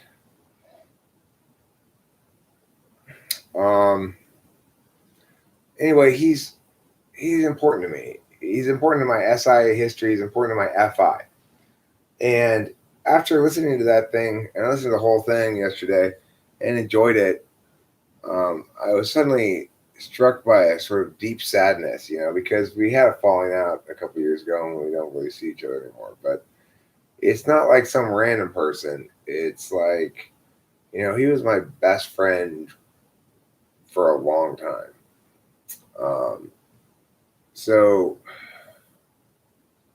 And then in the car, I was trying to process something.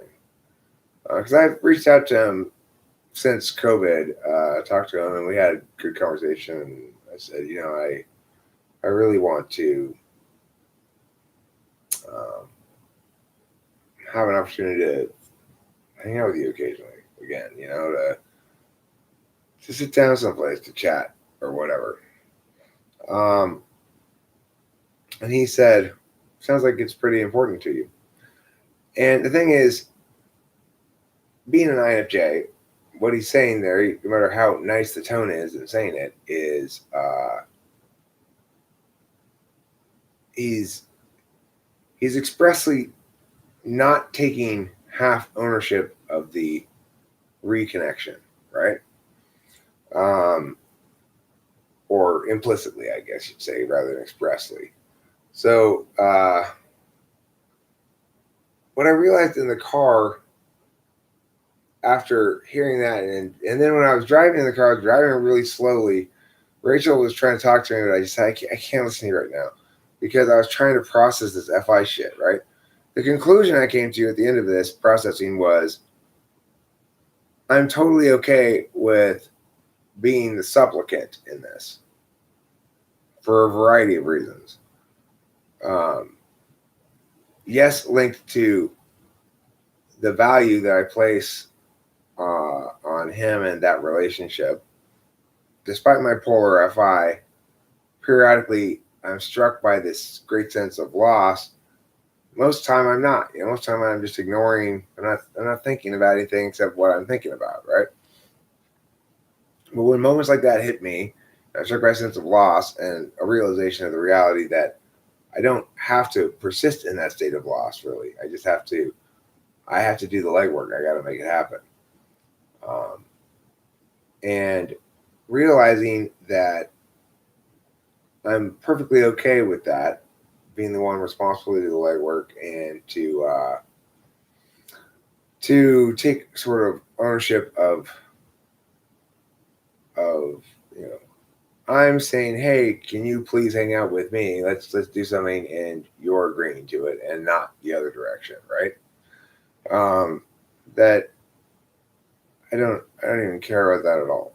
It's like I didn't know that I was caring about it, or thinking I was caring about it, but I don't know, that whole set of thoughts all happened yesterday and resolved a question, I guess, that had been sort of unconsciously on my mind since that conversation about 6 months ago.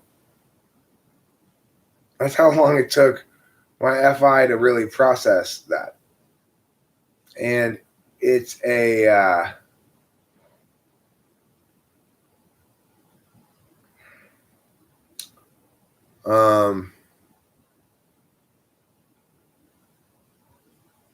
it's a very slow process for me. That was me attempting to be a subject with FI, attempting to feel my way through a situation. I mean, FI is not okay.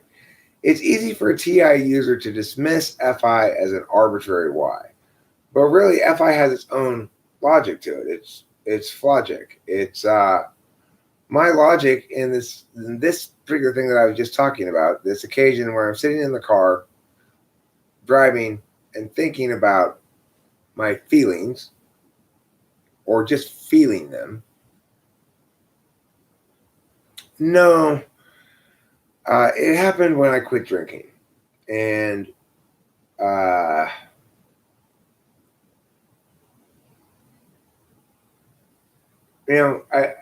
it's fair to say it's my fault. No, not Flogic. I think he felt disrespected at a certain point. I think I was being not very respectful. And so I don't really blame him. I don't think we need to resolve anything from the past, though. I really don't.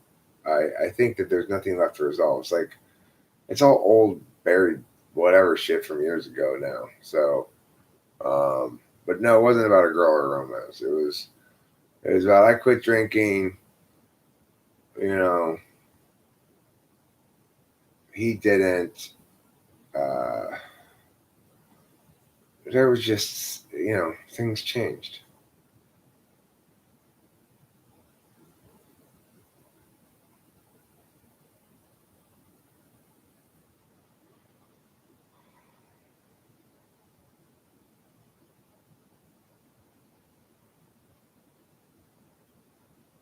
But see, that's the thing, Fancy Deluxe. FI is not really arbitrary. It's personal. When properly applied, it should be personal. So why did I make the choice in the car yesterday that I wanted to make more of an effort and I was okay with taking all the ownership of the effort? Why did I determine that? Well, number one, I realized that it was an open question, which is to say I hadn't really thought about it before. Number two, I realized how important he and that relationship are to me. And number three, I realized how much I don't care about any hierarchical shit related to him or us successfully refriending, So those were all reasons, and they're non-arbitrary reasons, but they are personal reasons. So in other words, they're the right kind of personal reasons to justify the kind of decision I'm making in that instance, which is a decision about how I should engage with another human being who's been in my life for a long time. The thing that is a more correct thing to point out than what you're trying to say there, Fancy Deluxe, as a consequence is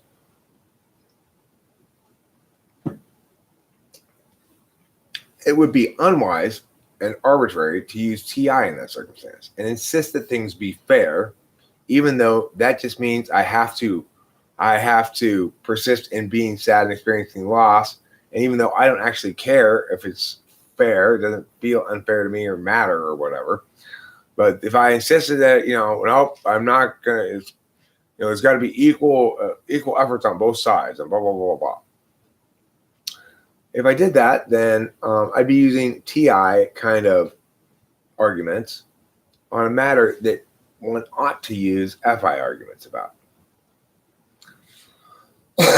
Okay? But Fancy Deluxe, note that just as FI is correct in that context and TI is incorrect in that context, and there's nothing arbitrary about that statement, so too is there an equivalent context where TI is correct and FI is incorrect, not because there's anything fundamentally right or wrong about TI, but because the matter at hand is correctly adjudicated by a one or the other function. So if you are making a decision about your friend and your relationship, FI is the correct adjudication function. If you're making a decision on public policy, TI is the correct adjudication function.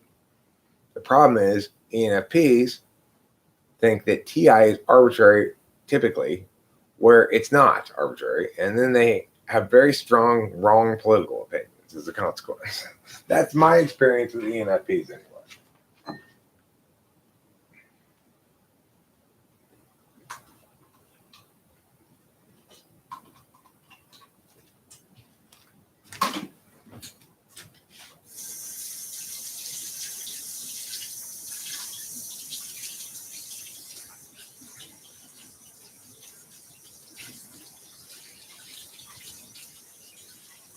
Oh, I never finished making this pot of coffee. I filled the water in to the back part where the water pours into, but I failed to throw away the old coffee filter with coffee, put in a new filter, and scoop my way to victory. Yes, that's 1 scoop of coffee and 2 scoops of coffee completes the recipe. Then push the button, and I can just walk right away from there. I can just walk away from that coffee maker. The reason it's called the coffee maker is because whether you're there or not, once you've set everything up, it will make your coffee for you. Yeah, Fancy Deluxe, I get you. We're a bunch of asswipes, frankly. It's so true. It's not any point in denying it, I don't know. It's frustrating to me to be. It's like, man, ignorance in some sense really is bliss because, it used to be that I really didn't understand what an asswipe I was, and how annoying pedantry is. And I was just, it's like, I still am super pedantic. It's like, God damn it, Eric. Why you gotta be like that? Uh-huh. Uh-huh. Do you know what I'm saying?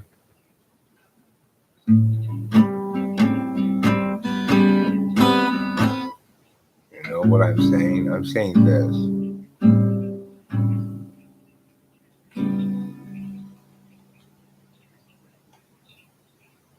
What would you say if I sang out of tune? Would you stand up and kick me in the face? Lend me your ear. I'll sing you a song. And then you can kick me in the face. This sounds like a plan we all can enjoy.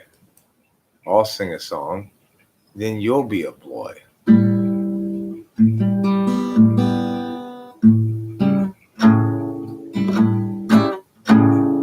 Being NTP means being an asswipe. Everybody knows it's true. Being NTP means being pedantic and telling you what you should do. Being NTP means thinking you know exactly what everybody ought to agree with. So the NTP, INTP, you're a bunch of asswipes indeed. I know, 'cause I'm the biggest asswipe of all. Insist I know it best and all must fall before the primacy of some ideation. See that I came up to fix cognitive functions.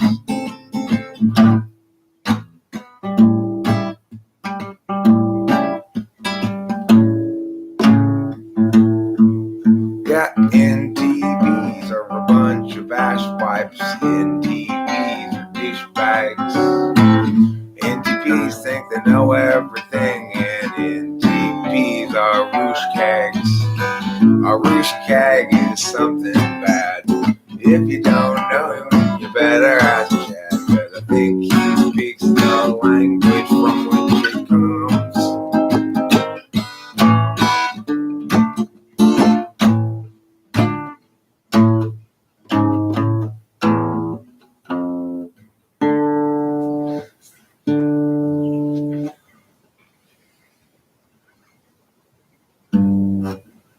Yeah.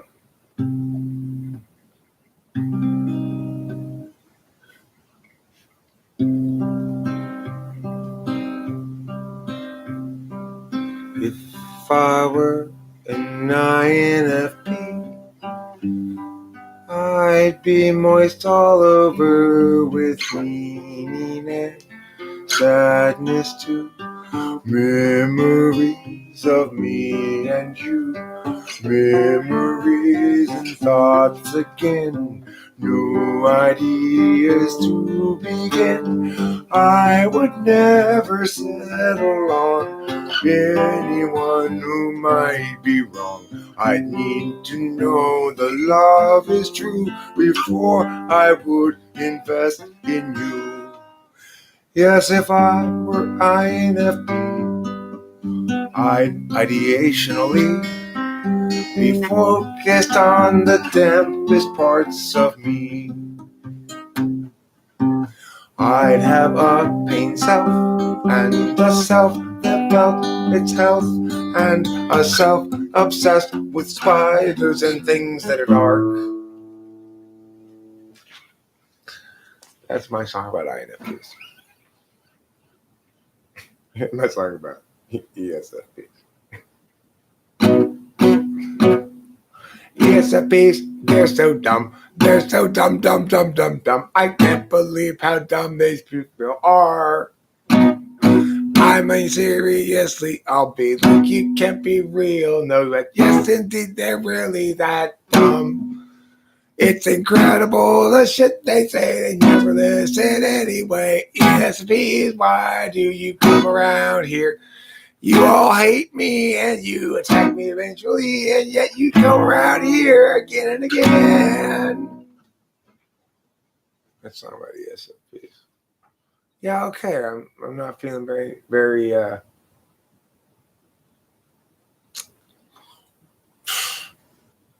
Okay, INFPs, I know you all laughed right there. See, this is why I don't like you, Eric. I'm sorry for being mean. But why, it's like, why I always be sorry for being mean? Why don't they ever have to be sorry for being mean to me? Huh? Why don't they ever have to be sorry for being mean to me? Why? That's what I want to know, right? Like,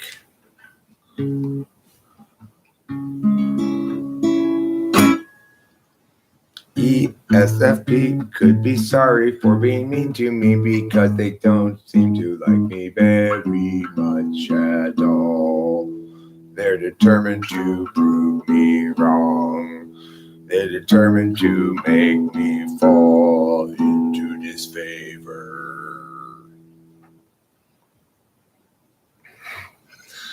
Okay, I'm sorry, ESFPs. I shouldn't shit on you. It is wrong of me. Everybody shame me. Then they'll be even. I'll endure 3 full rounds of full frontal shaming. Who'd like to go to the full frontal shaming clinic with me? Anybody? Full frontal shaming clinic.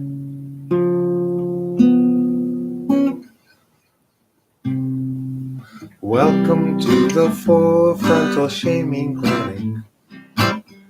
Stand there naked before me. I bet I can find some problems. Something don't look good.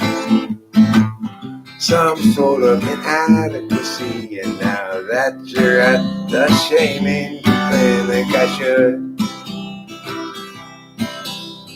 Welcome to the full frontal shaming clinic again. Did you recover some of your pride from last time? Did you start to feel self-worth? Well, welcome back, sir, to the full frontal shaming clinic. Yes, we'll shame you for being fat or skinny. Shame you for being bald or tall. Shame you for being short or winning. Shame you for being kinda gauly and hard to look at with all those bony points and stabby ends. What would anyone want if you represented men, not you? Okay, that'll be $45. Put some clothes on. You're hideous. God, why do I keep coming back to this service? The full frontal shaming clinic. Why do I keep coming back here? Yeah, I'm making it up on the spot. Because that's how I roll with my fancy talents and skills. Woo! Because that's the only thing I'm good at in life, running Fox. That's why. If you're only good at one thing, you better be at least kind of good at it.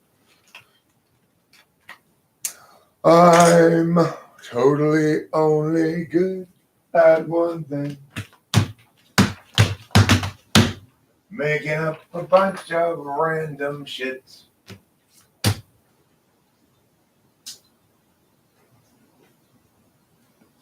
I'm good at typing as well. I'm good at typing people. I'm good at coaching debate.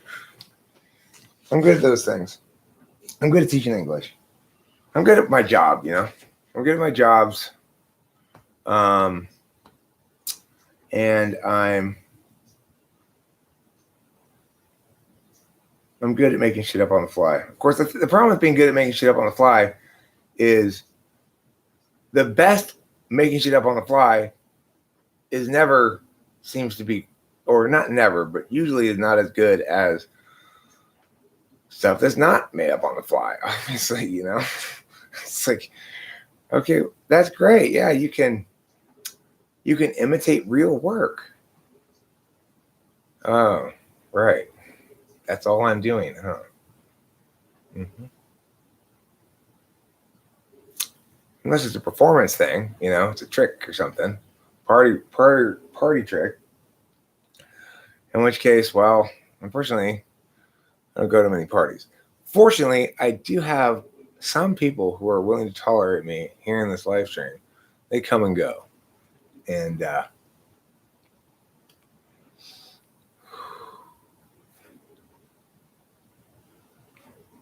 70%. No, the concept of rules is not fundamentally TI. TI is about whether or not things are argumentationally defensive. And a component of that is conditional reasoning or conditional logic.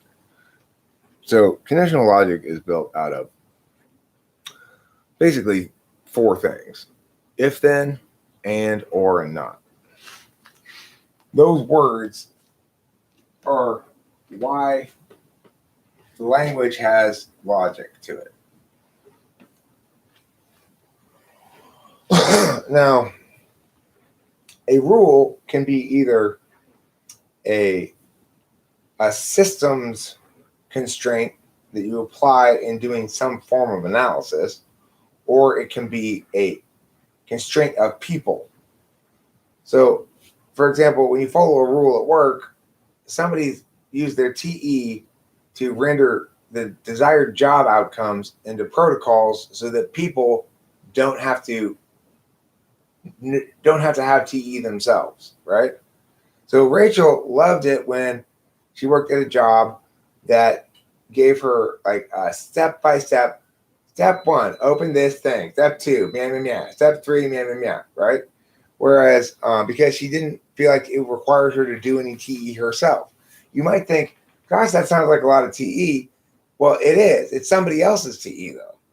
It's not her TE. It's absolving her of the need to do her own TE. So she prefers to work like that, you know? Tiny Man 66, why do you say such things about yourself? Don't say mean things about yourself. Why do you say you're such a stupid woman? Why would you say that? Why would you say I'm such a stupid woman? What makes you think that?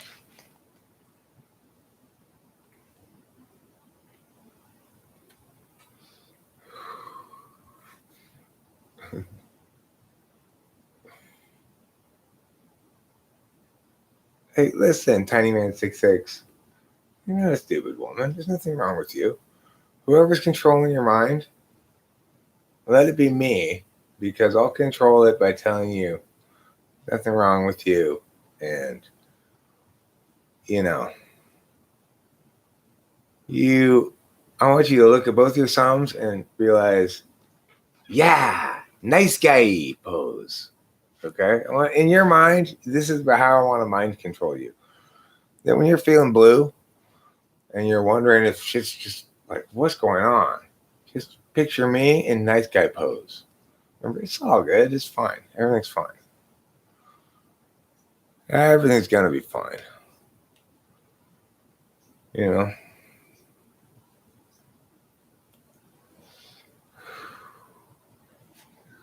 Okay, well, this bussy of yours,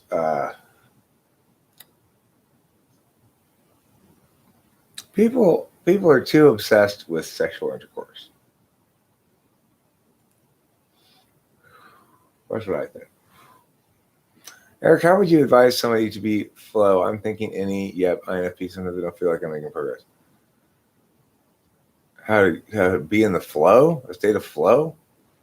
You're asking about extroverted sensing, basically. You're saying, how do I get lost in the doing of things? That's going to be a challenge for me to explain to you, because you're saying, how do I use SE as a subject? But if you're an INFP, it's your polar, which means basically it's an absolute value for you as an object. You could maybe enjoy possibly watching football or something like that. You could enjoy being dragged along places, I guess, but you're just not really capable attentionally of being the subject of extroverted sensing. Well, bussy does make you go to sleep. It's true. If you have sexual intercourse and ejaculate, even if you're not tired, this is for me. Even if I'm not tired, almost always I will fall asleep.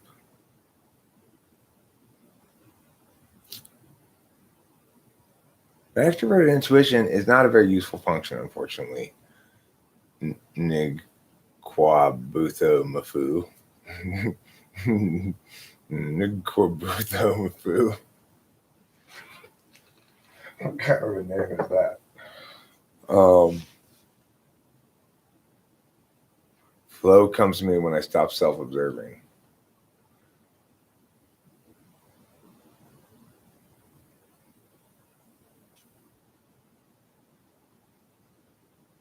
Oh, is that what bussy is? I thought it was his way of saying P-U-S-S-Y without it triggering me saying don't be potty mouthed. I didn't know that it would meant something different. Outer course. Non-penetrative sex or outer course is sexual activity that usually does not include sexual penetration. Of course, they also have dinner course. Dinner course is sexual intercourse that includes dinner. So, you eat your dinner while you're having sex, basically. it's pretty self-explanatory. You got intercourse, you got outer course, you got dinner course, you got beach course. That's like intercourse but with sand. And it's basically any kind of wear. You know how there's outerwear and innerwear and stuff, underwear. They have that kind of course as well. So there's beach wear, so they have beach course. There's dinnerwear. There's a formal course. Formal course naturally is the most formal form of intercourse. Well, I didn't know that's what that meant. I never heard the expression before. I just thought that he was trying to say pussy without saying it, with avoiding saying about it. Like I like to say Jean-Luc Picarded instead of retarded, or I like to say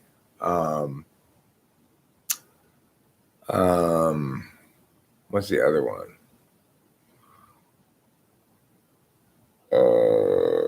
I forget now. My forgetting bone has broken again. Sending charge of forgetfulness into the rest of my brain. Why do you keep gaffing me, Freddie Forgiato? Stop gaffing me.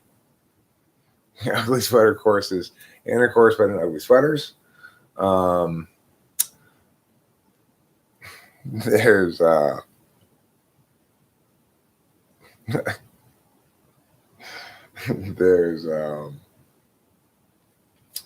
obviously you can also have various other kinds of courses like golf course, which is having sexual intercourse.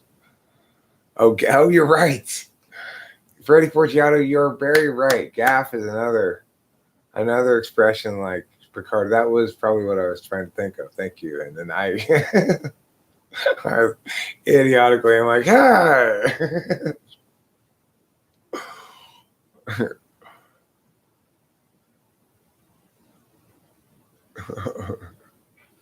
Okay. So that's why I got fooled there, you see. That's too much SI. Okay, George Foreman, you're going back on timeout where you belong. Okay? Keep in mind, I'm putting George Foreman on timeout. After I do so, I can say why I'm putting him on timeout. He said, quote, I stuck my penis in a golf ball. Now, what I want to talk about next is my upcoming corporation, which I would call the scrotums of the world, okay, which the only color paint we have is scrotum colored. But The default scrotum color is based off of the color of my scrotum. But we'll do all the different races. By our last count, there's at least like 700 different races. So we'll do all those races, and it'll be, all the various shades of pinkish, grayish peach that make up all the races of the world. So, I wouldn't be stunned if George Foreman felt as though I were being a little bit unfair in this regard. And he would be correct. So I don't know what to say about that, except I've got a twinkle in my eye and a twinkle in my heart.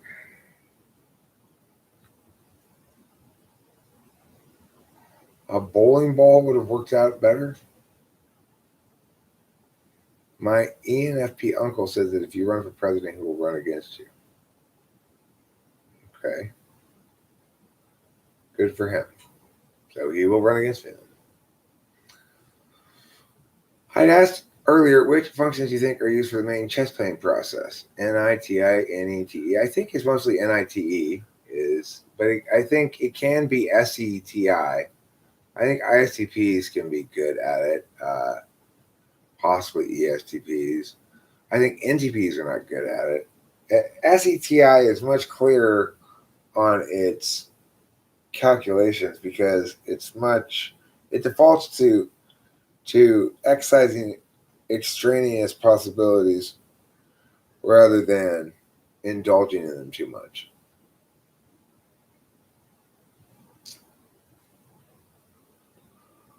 So, I've always thought probably my guess would be INTJs would be the best chess players.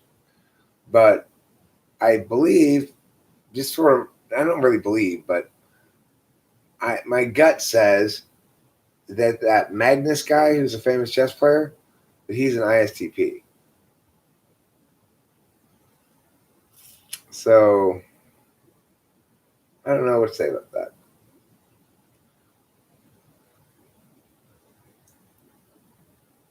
I would say this about ISTPs. Biggest difference between people's estimations of their intelligence, which is typically fairly low, and their actual intelligence, which is typically very high. Because they don't talk fancy.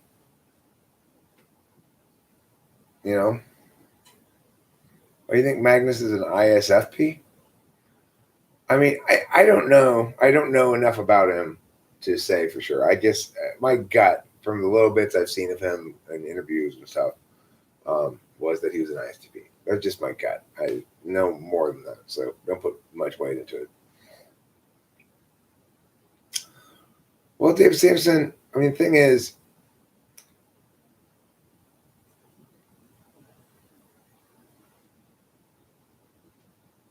I think you're misunderstanding how ENTP and I works. I'm not saying ENTPs are necessarily terrible at chess. But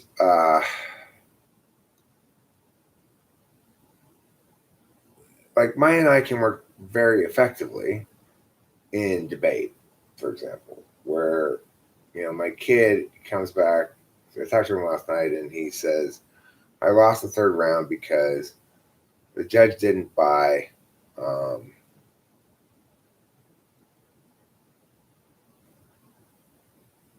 don't remember saying that, but I agree with it, even if it was BS Broseph who said it. Anyway, my kid said to me, I don't understand. I lost on this thing. I pointed out, I made the argument that they can't claim impacts from the alt because it's not a counter plan or a plan. No, it's not a counter plan.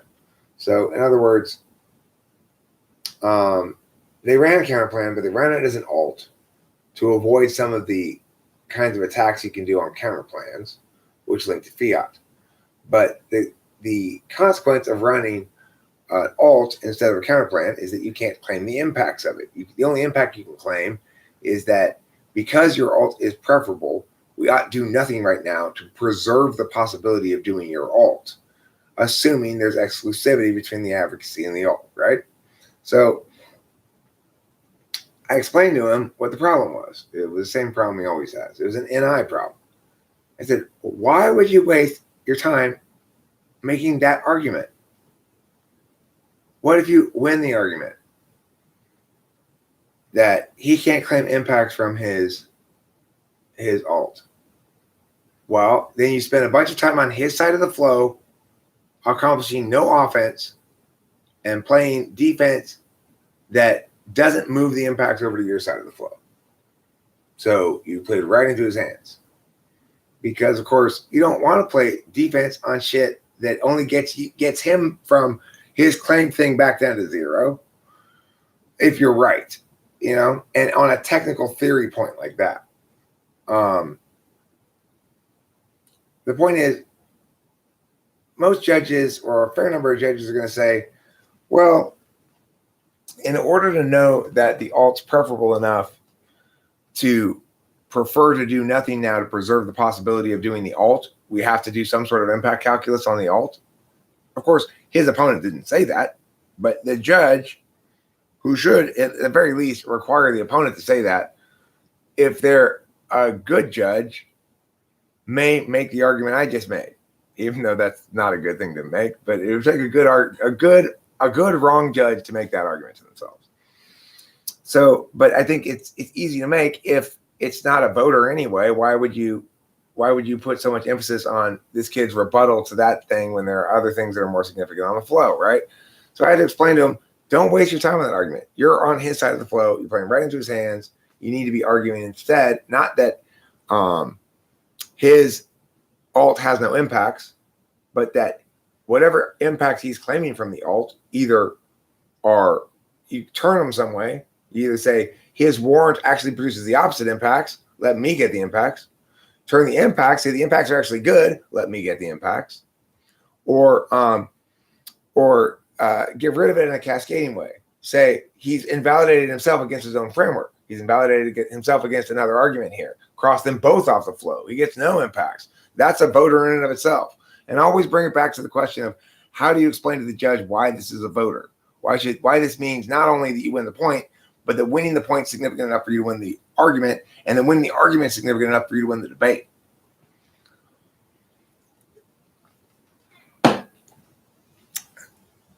Now, that's NI. But note that it has no visual component to it, because that's good, strong ENTP NI. It's auditory. It's not visual. So there's not a very high ceiling, I think, for ENTPs in chess. No matter how much they develop their NI, they're not going to develop the kind of NI that's maximally suitable for chess.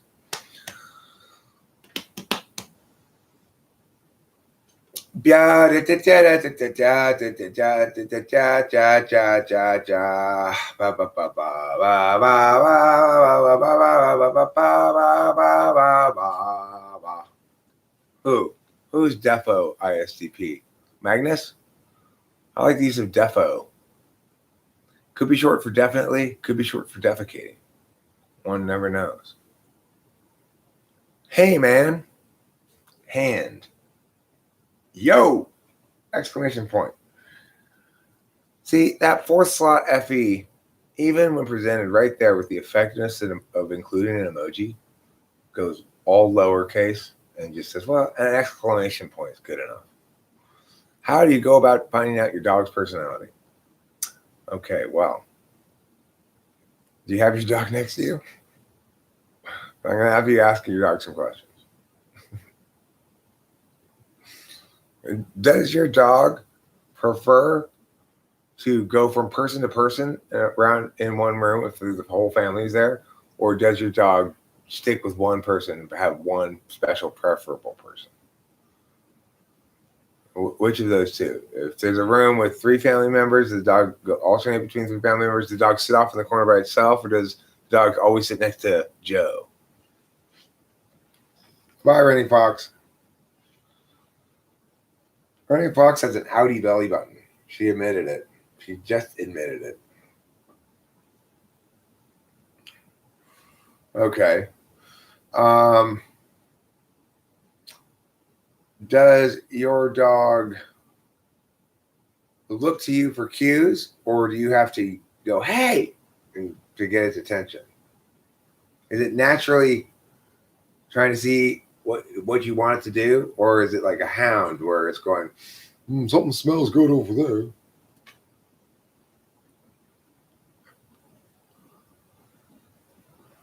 Does anybody have a strong preference about innie or outie belly buttons? I have never been in a romantic relationship with somebody who has an outie belly button. I've never been with somebody with that.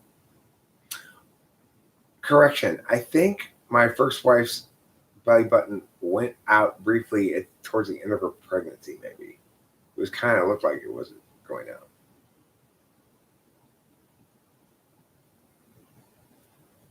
But yeah, I've never been intimate with an outie. And that counts for both the Scandinavian car and the belly button. Have you been intimate with an outie? Is a good live stream title. Have you been intimate with an outie? OUTTIE. Slap the flap. What's the flap? Is that the nap of crap you step? Given the choice between building a birdhouse and snapping into a Slim Jim, which would you prefer to do? These are the kind of important questions that I ask here on Talking with Famous People. How many Slim Jims do you need to snap into before you're macho, like Macho Man Randy Savage?